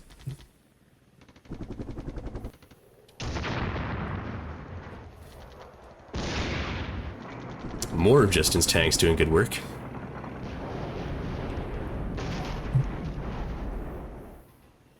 Yeah, one of our batteries is down to resupply, so that's gonna be a little sad, but the other ones are doing good work, so... Here come more Hinds. I would describe Pact's Hind usage so far as somewhat uncoordinated. I like to use my helicopters to bait NATO recon and try to take them out early on. I consider that probably the most important thing you can do when you are packed on the offense is make sure NATO can't see you. Yeah, it really is a shame. That would be a nice thing to see them add to the game because no real helicopter pilots would happily do that. It takes you out of it a little bit. It's just such poor decision making. Even if they don't want the AI to do it, I would be happy to just like lay out some waypoints describing the route they should take to retreat.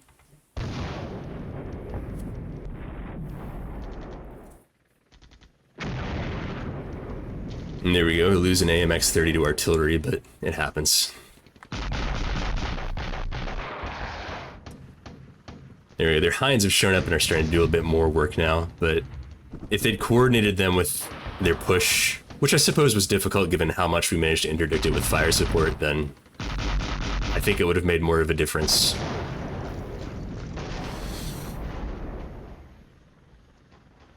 Your boys have done great work too, so absolutely pour several out.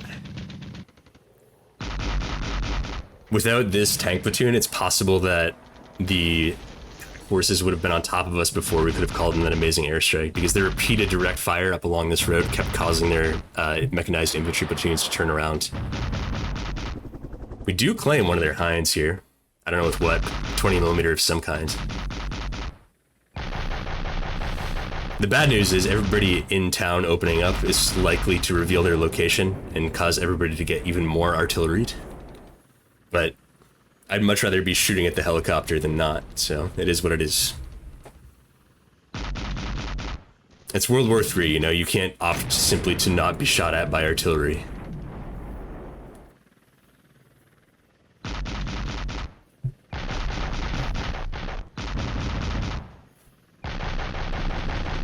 Everybody really wants a slice of those Hinds.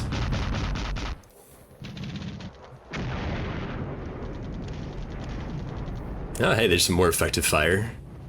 Very effective fire, actually. That's another thing I'd like to see updated in the game. I wish I couldn't get such an accurate idea of what my indirect fires were doing just by seeing how many times the game plays vehicle explode.gif on the hex that they shoot at. I should need to actually see them to get an ABDA. It's not a huge issue though, all things considered. I do quite like this game's spotting system. I'm a big fan of not having any idea what's out there, various like levels of understanding of enemy forces. It makes recon really important, and that's good because recon is really important.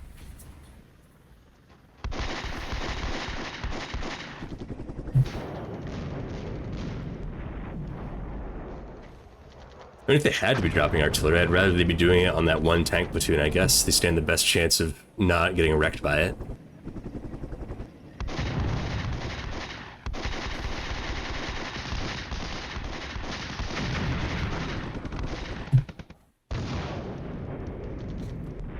Yeah. I could just stare at this all day. All those destroyed vehicles sitting there and smoking up the roads there. That's peak NATO moments.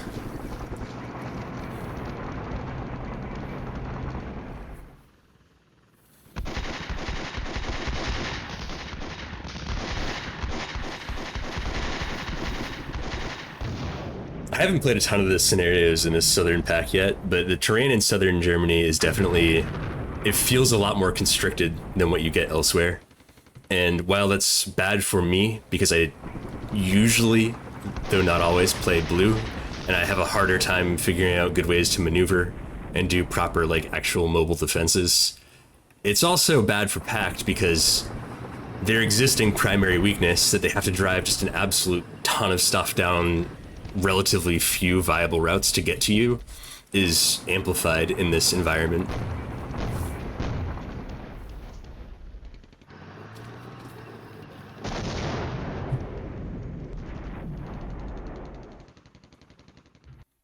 All right, here we go. Another 29 minutes. We've actually made Soviet command cycles a bit worse. They're up to 47 minutes from 44. And while ours too have grown worse, or maybe 10 minutes worse, it's still a pretty sizable advantage.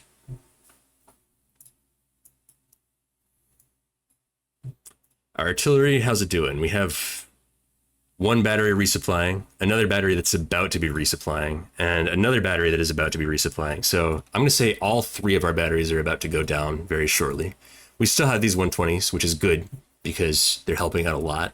And by virtue of having been placed perhaps slightly too cautiously, you'll note that they can't really engage anybody up on the north axis until they actually arrive in town, at which point it's really quite desperate for us. This means they still have plenty of ammo. And it's probably good that they were able to concentrate on the south. They did some good work out here. I'm not sure we have too many active orders to give this round, all things considered. I could try moving the Rolands over, but I don't think that would really help us a whole lot. We should probably just look and see if we can do another airstrike. And indeed we can. I think I'm going to do something roughly like what I did before, but I'm going to be a little smarter about my weaponeering. These Mirage 2005Fs, they have 500 kilo bombs. That means they're good at wiping out large units. The 3Es have guided missiles, so we should probably use the 3Es back here to see if we can do some damage to their artillery or headquarters or air defenses or whatever, since they can stand off a little better. And then we'll do, I don't know if, let's check my line of sight. Yeah, so I don't know if it's worth calling in any additional rounds down south here. I think we can probably put both air support requests up north this time.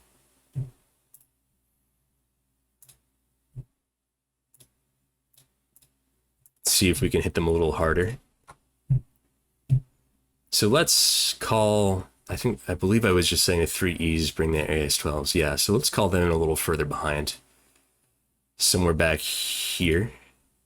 Anywhere within 3 hexes of that is fine by me. That's likely to bring them a little bit close to air defenses, but we're not cowards, and we saw how well it worked for us last time, so let's just do that again. These are some kind of air defenses combined with a bunch of mortars that are getting dangerously close to us, probably because the Soviets still haven't had a turn since we pulled off that gigantic airstrike, and they sort of expected us to have folded a little more by now. Their mistake, and it's one I'm happy to exploit. Let's bring them in. Let's do an airstrike up here instead. Maybe I'll even... nah, this is good enough. I was going to consider moving it up one tile just in case. I don't think it's really worth it. We did lose an entire platoon here. Got completely wiped for tanks. I think it's worth moving this platoon over into Do not mind the burned out husks of the tanks that you were just driving around with. There are no problems. We've also got our last helicopter section, which I'm a little tempted to try and take around north instead. In particular, if we can get them around north without pushing too far, then it's possible they can retreat without flying directly over to Tunguska and getting clowned upon. So perhaps we'll hunt them up here, where they should be able to see. Actually, they can't see down into the valley from there. They have to be more like here, which is a bit too close for my tastes. Well, let's try that. Well, once I let's get rid of that waypoint, and let's just bring them over there. If they happen to arrive at the edge of this hill and expend all of their ATGMs productively into Pact forces down here, then they'll fly back and there will be absolutely nothing in their way. So, good enough. We may want to consider repositioning some of our tanks, in particular Justin's,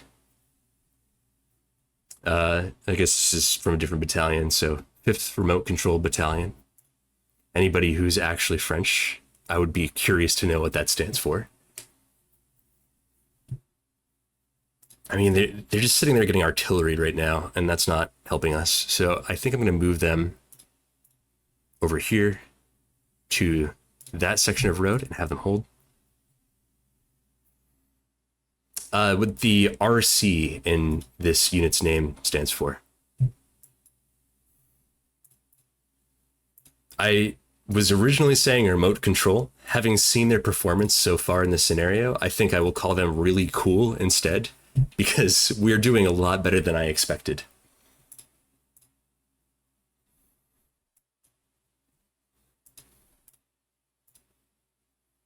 Okay. I don't think I'm going to do any other big moves here. Actually, I may move these tanks forward a little bit. Over to here. Just so that there's something on the other side of this AT platoon.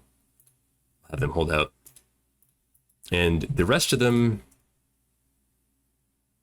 I'll have these guys assault to over here in case they happen to be able to seed down in that area, and they will hold. Okay. Let's do another 30 minutes.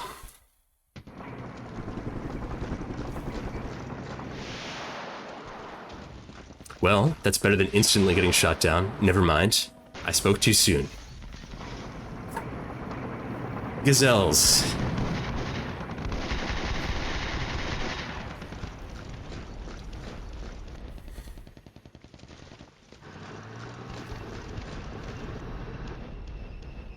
It's a little bit upsetting that they've gotten so close to the HQ here.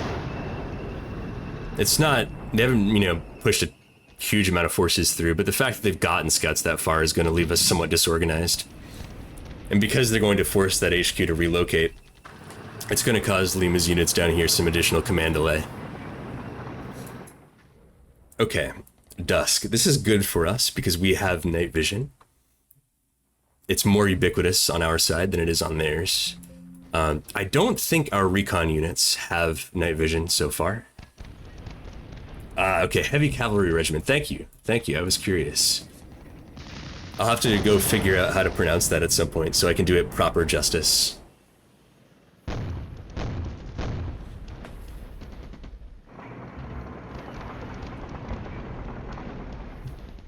More of our 120s doing good work down here.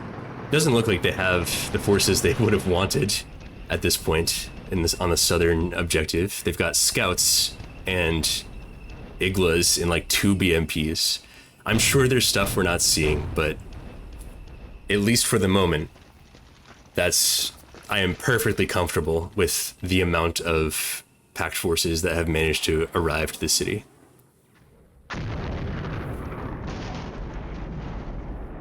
I suspect that was either the last fire mission that unit can do before resupplying or the next to last, but I'll take it.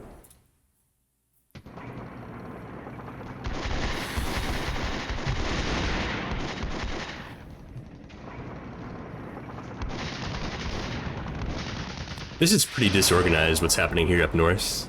These Milans here on the tip of the Wankheim have resupplied, so they're able to take care of these T-72s for us. I don't know what is going on up north, but it's not pretty for them. I see self-propelled mortars. I see headquarters, I see air defenses, all just clustered up in here for some reason.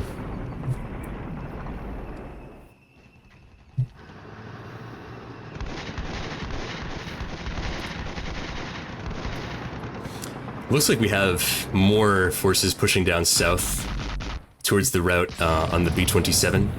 Or perhaps they're coming up here to reinforce red, which is okay if they do.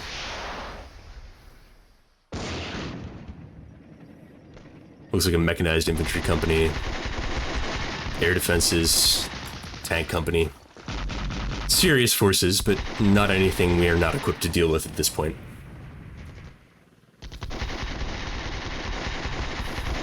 Guys, it's like one recce unit. How much fire does it take?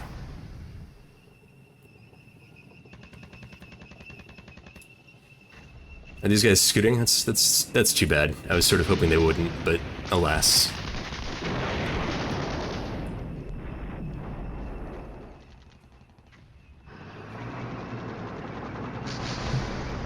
Finally, these Mephistos get their chance to show off.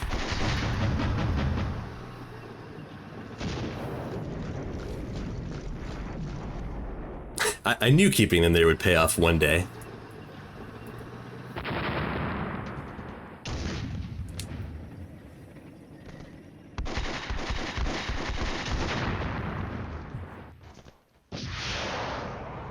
There we go. Get those scouts cleaned out so that we can prepare to take care of the next batch.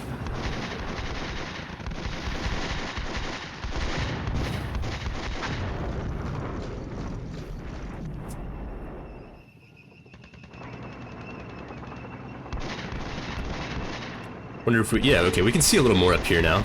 I'm not totally sure why, but...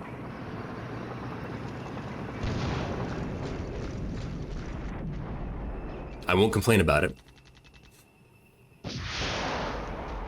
Yeah, I love hot. I think it's my favorite name for any ATGM because it is hot. Ooh. Their 2S1's really doing some work on us. That's the side effect of their recon units managing to push so far into the city before we could stop them.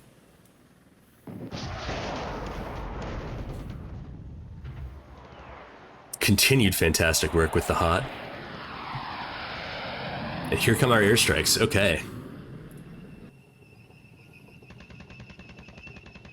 Yeah, the only thing that seems to really get a good chance to interdict us is that Tunguska way down south, and it's far away enough that, I don't know, they just don't stand a reasonable chance. Yeah, I don't actually know what it stands for. The only thing I know about French acronyms is that usually, if I can guess what they stand for, it is what they would mean in English, but backwards. Like NATO and O10. And that's just about all I got.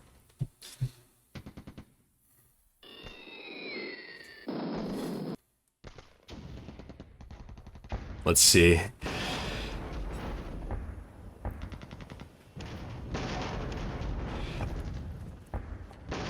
That's what, 2 absolutely phenomenal airstrikes in a row. I love our Mirages. Without them, I don't know if we would have held here in the north. But those aircraft alone have made an unbelievable difference. I can't believe the explosion animation is still playing. They've single-handedly transformed that from a flank that I was concerned we were going to lose to a flank that I am thinking about counterattacking on.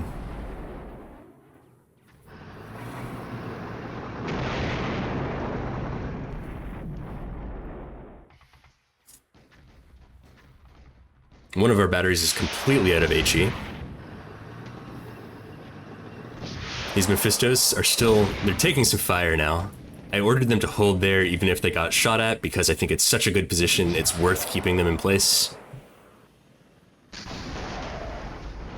Those orders seem to be paying off.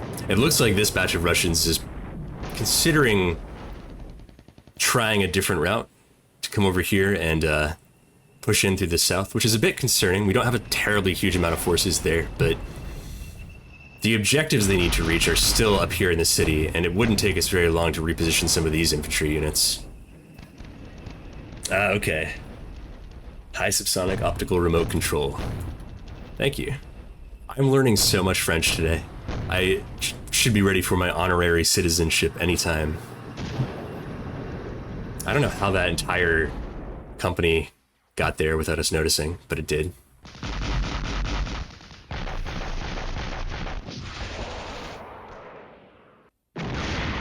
Fortunately, we've got some AMX-10s. Unfortunately, we lost at least one of them there, but... Or, sorry, I meant AMX-30s. In fact, we've got multiple platoons of AMX-30 that can do work over there. I don't mind losing AMX-10s. IFVs are the cost of doing business. I'd rather not, but it's not catastrophic. And it's simply something I expect. I like Magic as well, yes. I enjoy flying the Mirage a lot in DCS. Matra Magic.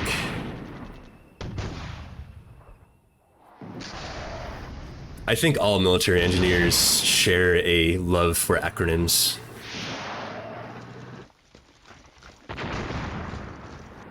Alright, more orders for us. We could probably stand to reshuffle some of our armored forces up here. Really too bad that this platoon can't see down into the actual B-27 proper, but it is what it is. We've got all three of our batteries, our 155 batteries, resupplying, though it looks like this unit here, second battery, is actually done, or basically done. I will probably order them to do work along the B-27, because I think that's where the bulk of the remaining Pact forces on the northern axis are. I would love to see either of these units available, because we're going to need them to interdict some stuff down south. Missile auto-guide, interception and combat. I definitely butchered that. Interception and combat, self-guided missile. Well, I suppose I'm not surprised by that. It makes sense. But I'm going to choose to believe that it means magic, as in it is literally magic. It is powered by magic. It is guided by magic. It's a pretty big advantage if you think about it. If you can have magic and they can't, you probably win most of your engagements that way. I would like to have... It's possible they come here along the Ehrenbach instead. These positions here in the side of the wood line are not terrible for them if they wanted to push that way. It would be a little slower perhaps than taking the road, but also more direct and more covered. And sadly, I don't have any infantry units dug in along that road proper from there on back. The at combat bit is a bit forced. Yeah, I mean, I suppose if you think about it, all air-to-air missiles are for combat. At least all the ones I'm familiar with.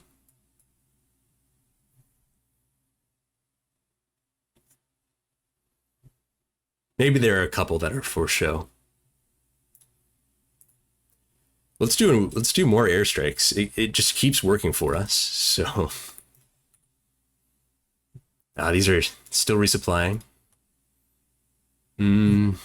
These also need resupply. Yeah, alright, we can't call in another airstrike immediately. Well, they will cover less ground in the open down south.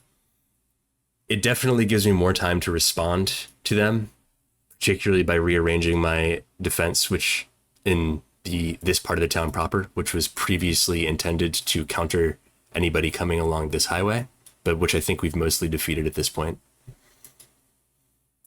And if they wanted to hang out here for a second, I guess they can't actually see very well if they were to be here. It's really, the forest is thick enough that it's point blank. If I were them, I may have considered trying to get here or here, just because it gives some good sight lines and is reasonably well covered, but Normally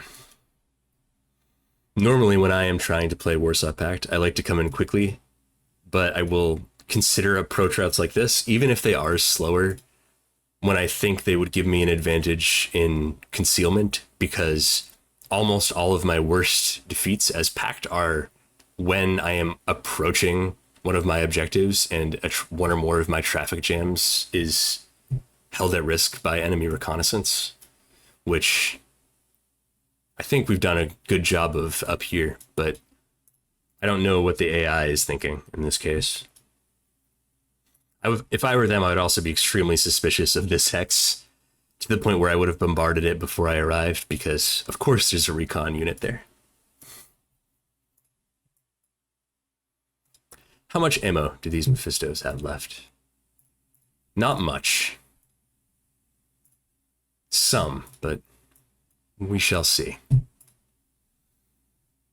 I think we should do a manual fire mission with this 155 battery, probably here. And then perhaps over here. I don't want to give them too many manual fire missions because that tends to result in them not being responsive enough to your units on the ground. Let's see what the delay would be. 2039, actually pretty good. About 5 minutes, all right. I'm happy with that. Is there anything else I would like to do? I could probably stand to shuffle a couple of my tanks around. These AMX-30s are in an alright position. They can probably engage and shoot at these T-72s without themselves being too terribly vulnerable. I've tried moving tanks here a couple of times, and it hasn't been pretty. It's not that they've all been lost, it's just that at those kinds of ranges, I don't have much of an advantage. That may change now that it's dusk, but probably not for another half an hour or so.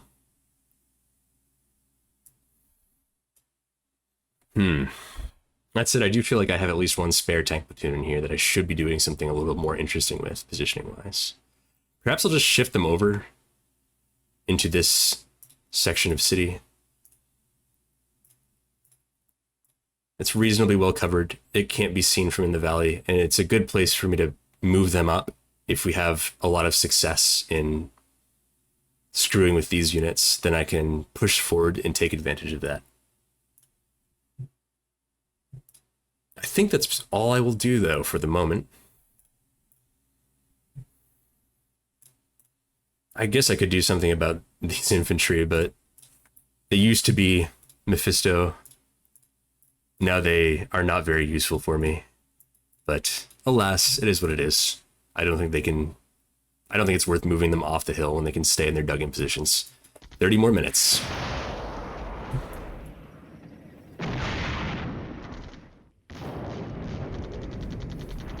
I probably should have repositioned this ATGM group.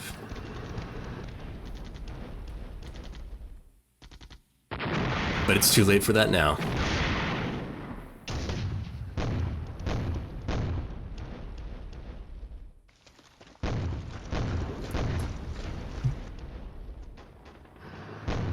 It's some aggressive repositioning our mechanized infantry are doing. The good news is we've got a nice coverage of this entrance with our direct fire.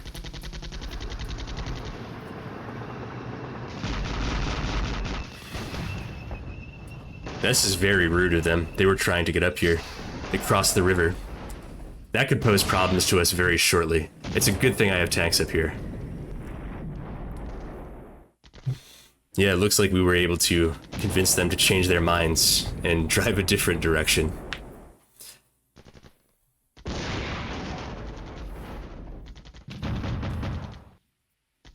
This could have been really bad for us if we didn't have any units here. It's costing us a lot of AMX-10s because we're engaging a huge number of BMPs, or AMX-30s. My mistake, because we're engaging so many BMPs at point-blank range, but I would lose an entire tank platoon to keep them from driving up here. That would be a worthwhile trade. some good artillery. I'm glad to see that that worked out. You know, when I said I was willing to lose the entire tank platoon game, that didn't mean that wasn't permission to do that to me. I was just saying it wouldn't have been so bad, you know?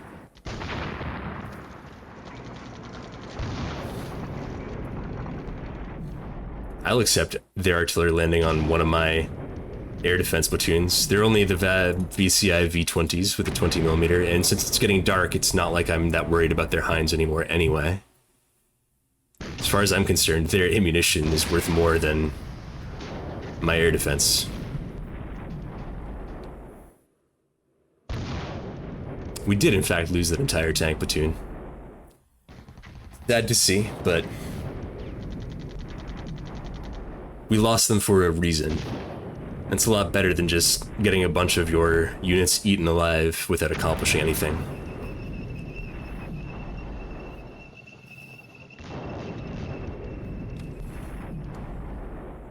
It's also nice to see them focusing their artillery in the south on my other air defense unit. Yeah. I'm really gonna stop saying things like, oh, I would be so happy to lose this platoon. It would be totally alright.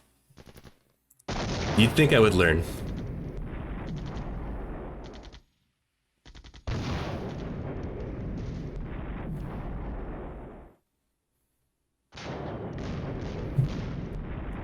How is that resupply coming along? It isn't really.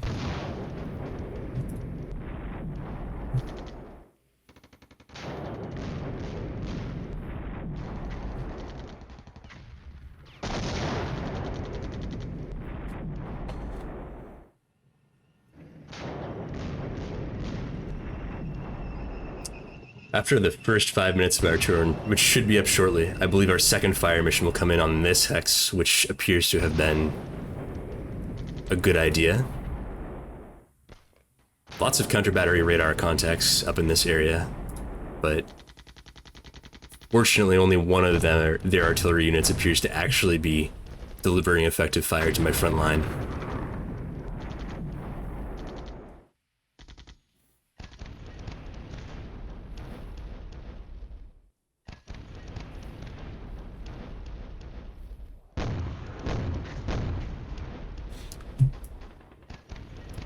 Oh, there it is. Sometimes this game just plays artillery noises and I can't tell what it's doing or where. Our 120s are out of HE ammo, so we still have smoke. Ah, they took the less direct route. The faster version. That's good for me, because it means they may encounter this infantry platoon, unless they choose to drive up onto this hillside.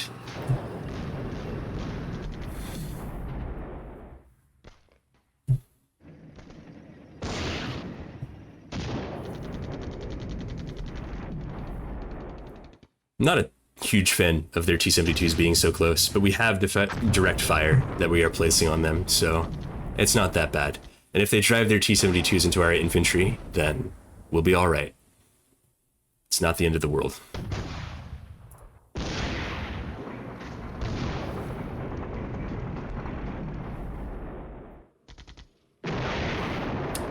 Looks like most of what's left of them that we can still see are kind of pushing into the south here, the southern part of the northern edge of the city. Yeah, they're really going for it. Alright, now this is artillery I didn't want to see. This is bad.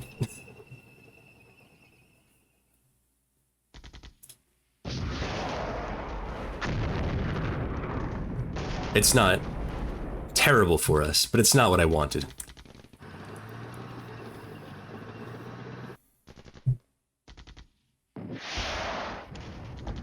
Good to see these Milan finally coming into their own. They've been waiting for at least 3 hours now, just in case we ever had a chance to shoot down here. And finally, we have.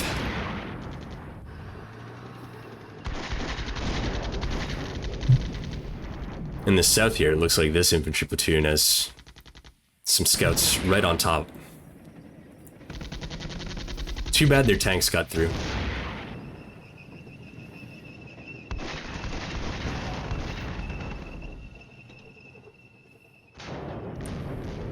Really, you're telling me we lost 2/3 of the infantry there just like that?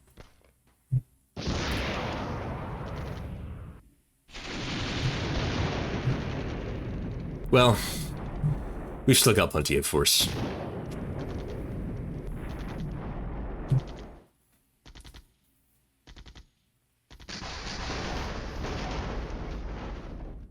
Ah, there we go. The Milan platoon that were originally located at the northeastern extent of this city and retreated back here when it came under assault have proven themselves quite useful by taking out some of those T-72s for us. Clean across the river. Our AMX-30s are claiming some as well.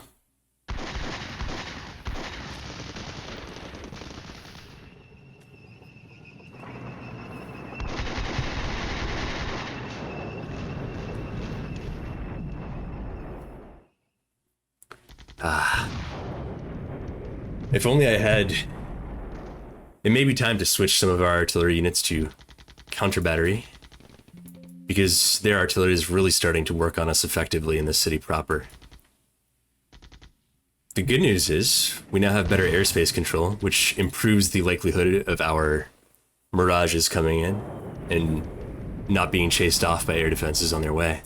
I think I'm going to dedicate at least one of them to the south, if not both, for this command cycle, because I see more companies and whatnot moving around.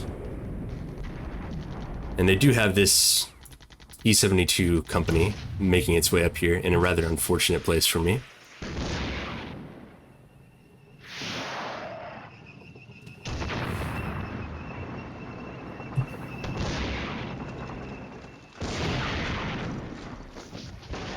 Well, look at that. With their handheld anti-tank, that what used to be a Mephisto platoon has now done a little bit of work on the T-72s that have driven all the way onto their hill.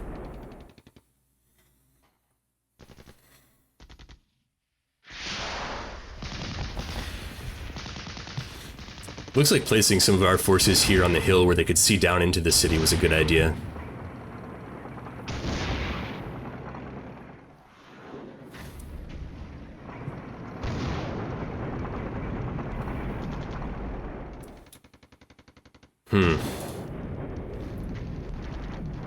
I'm not a huge fan of how things are developing in the south. It looks like the Pact forces may have changed their mind again, and rather than running many forces up here, up the B-27, have to a degree redirected themselves. I don't really follow what's coming in here. Also, I see we have some airstrike orders that persist. It looks like they've both been called in up there. Will arrive in about 7 minutes. I would like to change that. I think for our Mirages with the 500 kilo bombs, I would prefer them to strike down in this area, which I guess you're not allowed to move, so I think I have to cancel their orders. Delete the waypoint and manually issue a new airstrike. Something in this zone, I believe, would be the most productive. It will, 21-23, that is a big delay. Perhaps I should make it a little closer. Or simply leave them on call in the hopes that they get called in down here instead. I think it's a safe bet that this area will contain at least one company by that time. So, I'm going to risk it. And these ones, when will the 3E arrive? Probably... Can't quite read that. No, I'm not allowed to see it either if I get rid of my unit counters. Let's just look at their orders tab. 2110. Yeah, I will keep that. That's fine. It also looks like our two other artillery batteries are mostly done resupplying. So I think I'm going to call one of them up and dedicate them to counter battery. And I will leave two on call to help deal with this incoming, all of that stuff on the south. All right. In terms of my tanks, I think it would be more productive to move these over here. What can you see from there? Not too terribly much. Perhaps I'll move them here instead. And they will hold there. And that'll take them a little while, but they'll get there eventually. tanks in the city. This unit can't see much of use. But if I moved it over here, then it could, if not actually prevent anybody who leaks through here from standing on the objective, it will punish them for it and make it easier for me to take it back. Outside of that, I'm going to declare this turn mostly done. 30 more minutes of defense. Oh, if I'd remembered that these units were being shelled so effectively, I probably would have done something about it, but I didn't.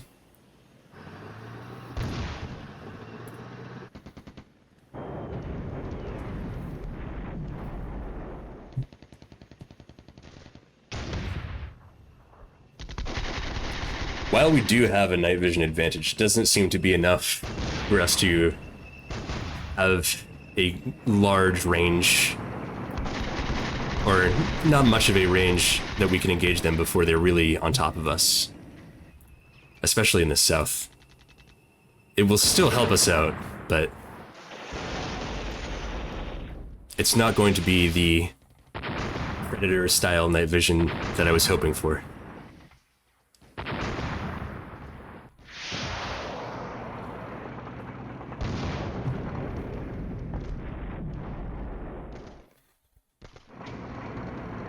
Hey, stop artillerying my tanks. I was using those.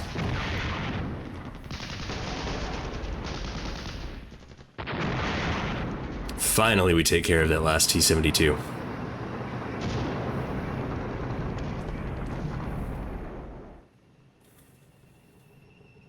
Lose yet more mechanized infantry to artillery.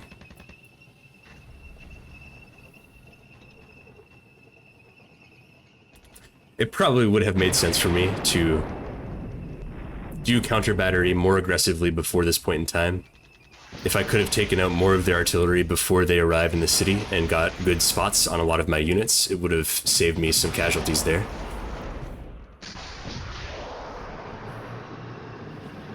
But I suppose it's always a trade-off. I can strike their forces in concentrations as they're moving, or I can strike their support assets in the rear, but I can't do both at once with the same battery.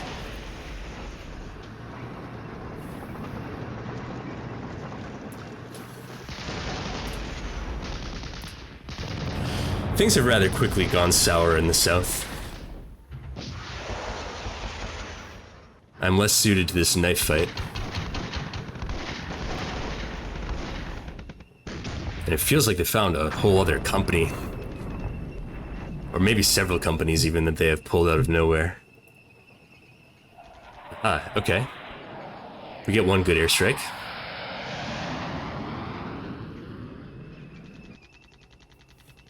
I believe these are the aircraft with the guided missiles, so they're more likely to pick out good targets if they can hit them.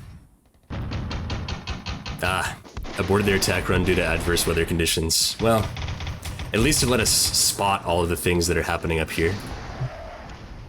It looks like there's one company of mechanized infantry and nothing else that will be particularly effective in terms of actually seizing ground from us. So I would say most of the threat remains in the south. And that should probably be our focus from here on out.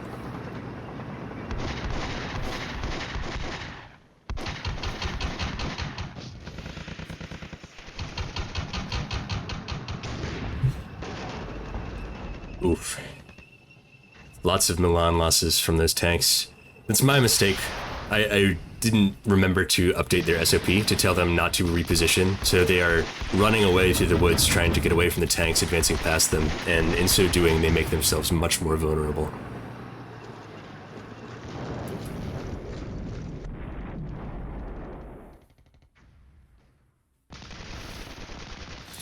I may start pulling some of these infantry platoons further back.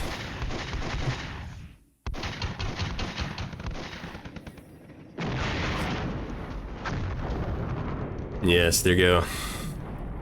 What is left of Second Company's Milans.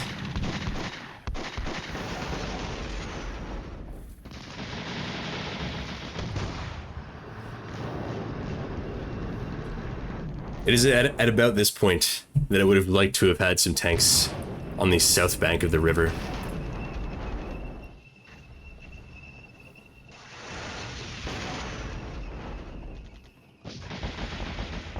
Here we go, these mechanized infantry trade. The problem is we can't afford to trade one-to-one with their units. We need to do better than that.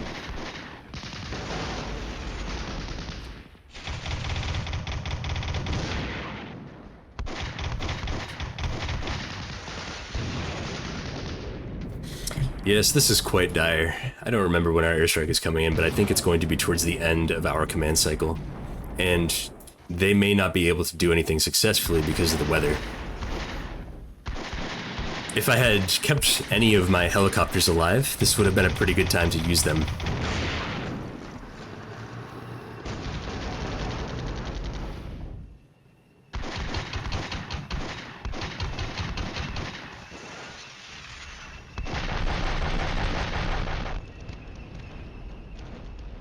Please stop shooting that Hex.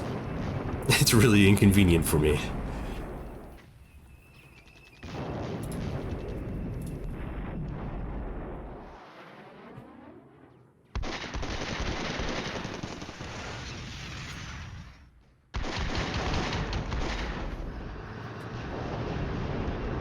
So let's see what we have here. We have these Milans, which are scooting backwards. We have a full strength, more or less, infantry platoon, still dug in urban terrain, which will help us. We have one platoon that they bypassed, which I suppose I could try to drive into their rear here. We have a bunch of SPA, which will do nothing, and a bunch of headquarters that I don't want involved in any combat whatsoever.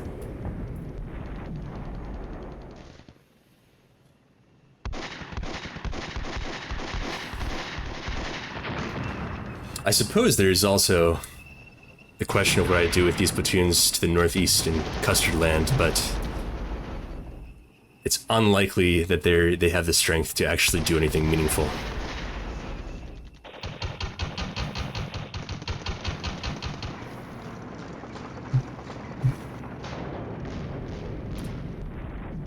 I think if we can take care of this last infantry company up north, then it'll just be a matter of mopping up their supporting assets as they trickle in. Oh, just kidding, there's two companies.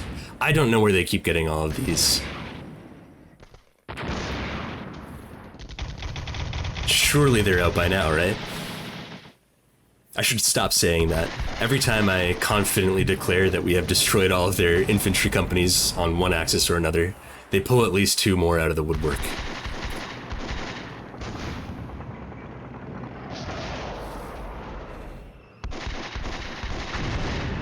We've also been getting pretty unlucky up in here in the city proper in terms of our tank engagements. It's not, you know, fatal, but I would rather not be losing quite as many AMX-30s as I have been.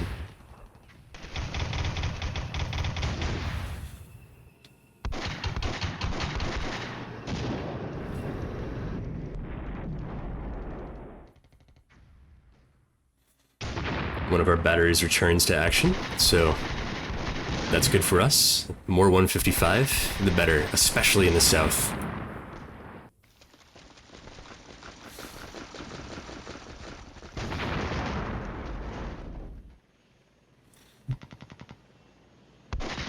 Next command cycle, I'm going to try to reposition a lot of these units.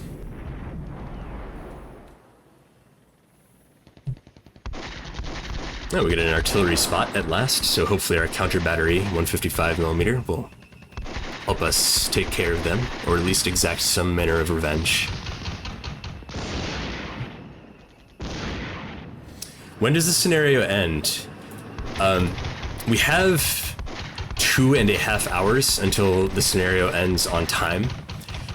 If we are able to destroy, I think the threshold is 70% of Soviet forces, or if they are able to destroy 70% of ours, then the scenario ends early, should we so desire. And we will gain whichever side lost its 70% first, will do one level worse in the final assessment. So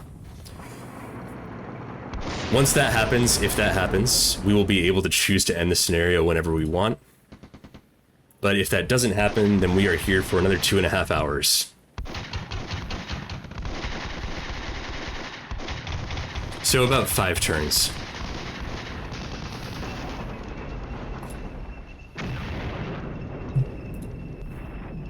You know, it would be great if this battery I ordered to do counter battery work specifically. Oh, there it goes. Okay.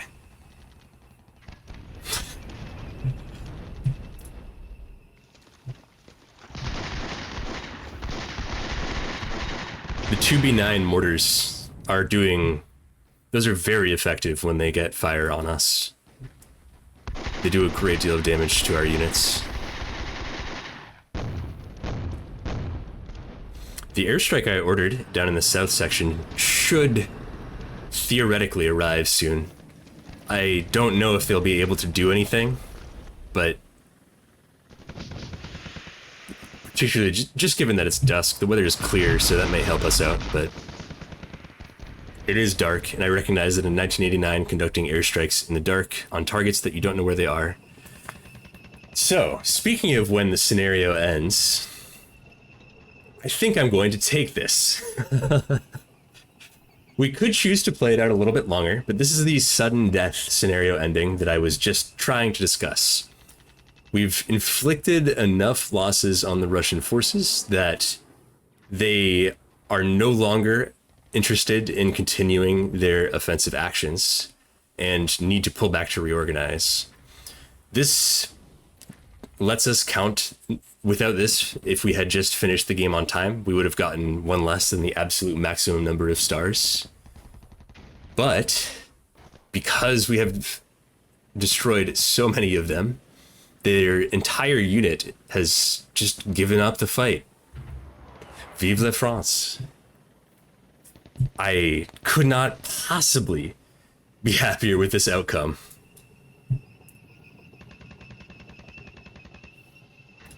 I think this deserves a little bit of celebration.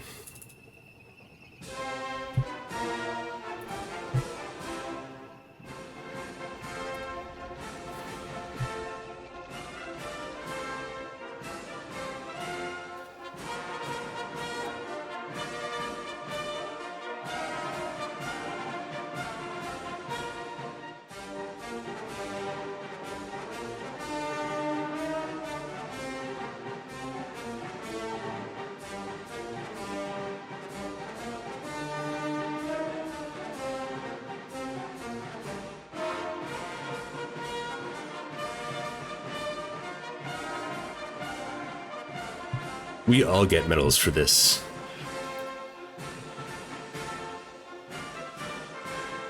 My goodness.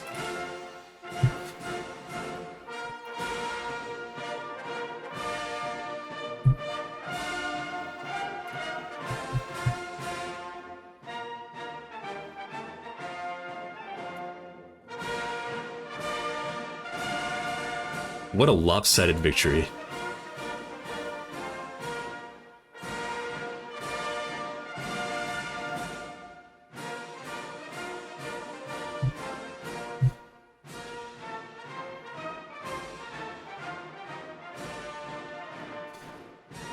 They came at us with 163 BMPs, and they've got almost 30 left in action.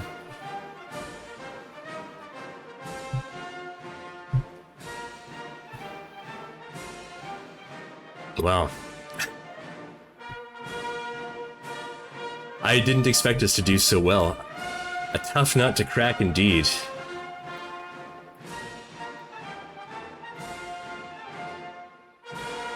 I don't know when to expect my honorary French citizenship, but I assume it'll come within a couple months. It can't take much longer than that. Wow. Absolutely fantastic in my opinion. I'm quite happy with that.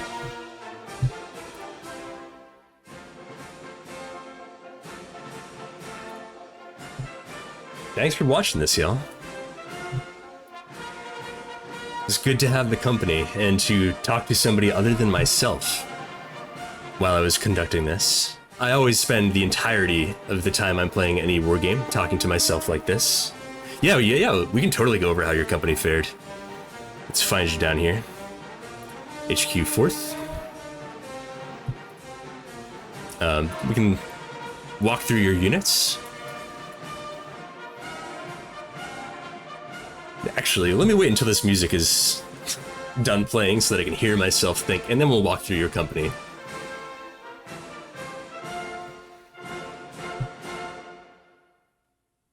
Alrighty, let's take a closer look. So your first platoon, you've got 2 thought tanks falling out. The game differentiates, and this is only really relevant during the campaign, which we're not doing. This is just a single scenario. But units that have fallen out represent ones that can be returned to action with a bit of logistical effort. So tanks that have thrown a track in some inconvenient place or suffered damage that left them combat ineffective but not destroyed. Your first platoon traded it slightly favorably, took out 1 recce, 1 APC, and 1 infantry unit directly, while taking 2 non-permanent losses. Second platoon, they got hit a little harder, but they did a tremendous amount of work. 13 APCs, 1 infantry unit, a headquarters unit, 2 air defense units, and a utility unit. Utility usually means stuff like mortars and whatnot. In turn, you lost 1 AMX-30 to absolutely catastrophic defeat and 2 fallen out. So you'll be able to get those back. Were we actually doing anything in a campaign? Your third platoon here. Well, the good news about third platoon is that none of them are permanently defeated. Look, I'll just send them a couple screenshots of this scenario, and surely they will understand. So let's see here. Third platoon. Probably better not to talk about that. 4 non-permanent losses in exchange for 3 APCs. They used to be located up here. Ah, yes, okay, I remember them. They were one of the tank platoons I moved here so that they could look into the valley, and who then were immediately ruined by forces in the valley. Some of those did good work anyway, mind you, just by virtue of spotting units in here and turning them around so they didn't try to drive up over the top of the hill. Your fourth platoon, 1 non-permanent loss and 1 recon contact in exchange. I sort of held them in reserve the entire time. Third is going to be court-martialed. Third is going to be made fun of as what? They're going to get a really unfavorable nickname. We had a couple other tanks that we may as well look at real quick down here from the 5th RC. We had, let's see, 1 unit that just didn't really do anything. Another unit also didn't do anything. It was on its way to sort of hold them off from this objective, but it turned out not to be necessary in the end. Another, all of which are non-permanently destroyed, but they shot down a helicopter and also claimed 2 tanks and an APC, which is pretty good. Speaking of which, I wanted to take a closer look at the 30B2. Yeah, okay, they do have a 20mm. I didn't know that. That's really handy. As we can see from this unit, which managed to take down a hind. Let's see. 4th platoon in the 1st company of the 5th RC. They did it okay. 2nd company of the 5th RC. Let's see. Nothing interesting for them. This unit, 2nd company, is certainly not combat effective, but they took out 5 APCs, so that's something. This company, untouched, and with nothing to show for it. And, or sorry, this platoon, I should say. This one here, 1 permanent loss in exchange for perhaps a 1-to-1 trade, recon tanks, APCs. I want to look at these Mirages and see what they claimed in the end. This section of 2 Mirage 2005Fs, look at that, 43 APCs, 37 infantry, 3 AT, 4 HQ, 1 AD. That's by far, it might be the best I've ever done with a fixed wing aircraft in Flashpoint campaigns. And then our other ones, the Mirage 3E with the guided missiles, didn't claim numbers that were nearly as impressive. I probably should have used them more on the Pact rear so that they could use their guided missiles to pick out the most valuable things. They still did okay. They did take out 1 self-propelled artillery unit, but not fantastic. Not fantastic. All of our dead helicopters, well, the first section killed nothing. The second section killed nothing. Third did a good job, 4 self-propelled artillery. And that was relatively early, before dusk had fallen. So it helped reduce the volume of fire while I was trying to defend here at the last possible moment. I believe they did just fly back into the Tunguska for no reason, as well as 4th company, or 4th section. But 4th claimed 1 of them, 1 air defense. I'll have to check the replay after the fact and see what it is that they shot at. I don't know if it was like a Strela or something, or if they got a real honest to goodness Tunguska. Yeah, it looks like in terms of their artillery, they relocated, well, I don't know, subunits. No, this is just a headquarters. As is this. I don't know what happened to the artillery that used to be up here. Maybe they moved it down. But it looks like, thanks to the absolutely incredible work by our aircraft, the attack up north, in my opinion, how many Hinds do we take out? Just like in total? There is a way for me to check that. Let me find reported kills and claims. Let's find a helicopter column here. So, in total, 3. We took out 3 Hinds. There would have been at least 4, so we must have missed 1 or more, but 3 is pretty good. I don't think our Rolands ever did anything either. That was all 20mm fire that took them out. Yeah, I would say, thanks to our air power, our fixed wing, and our artillery, we absolutely devastated their northern attempt before it could reach Tubeville proper. And that made a huge difference, even though some of it leaked through and resulted in some not so pretty knife fighting in the actual city proper. Being able to hold many of their units just outside and continually just smash them with artillery, and to ensure that, given our command cycle advantage, they were sometimes driving, self-propelled artillery and air defenses and other supports into our lines without their recon or their mainline units having first cleared us out, because their recon and mainline units got evaporated. The south was interesting.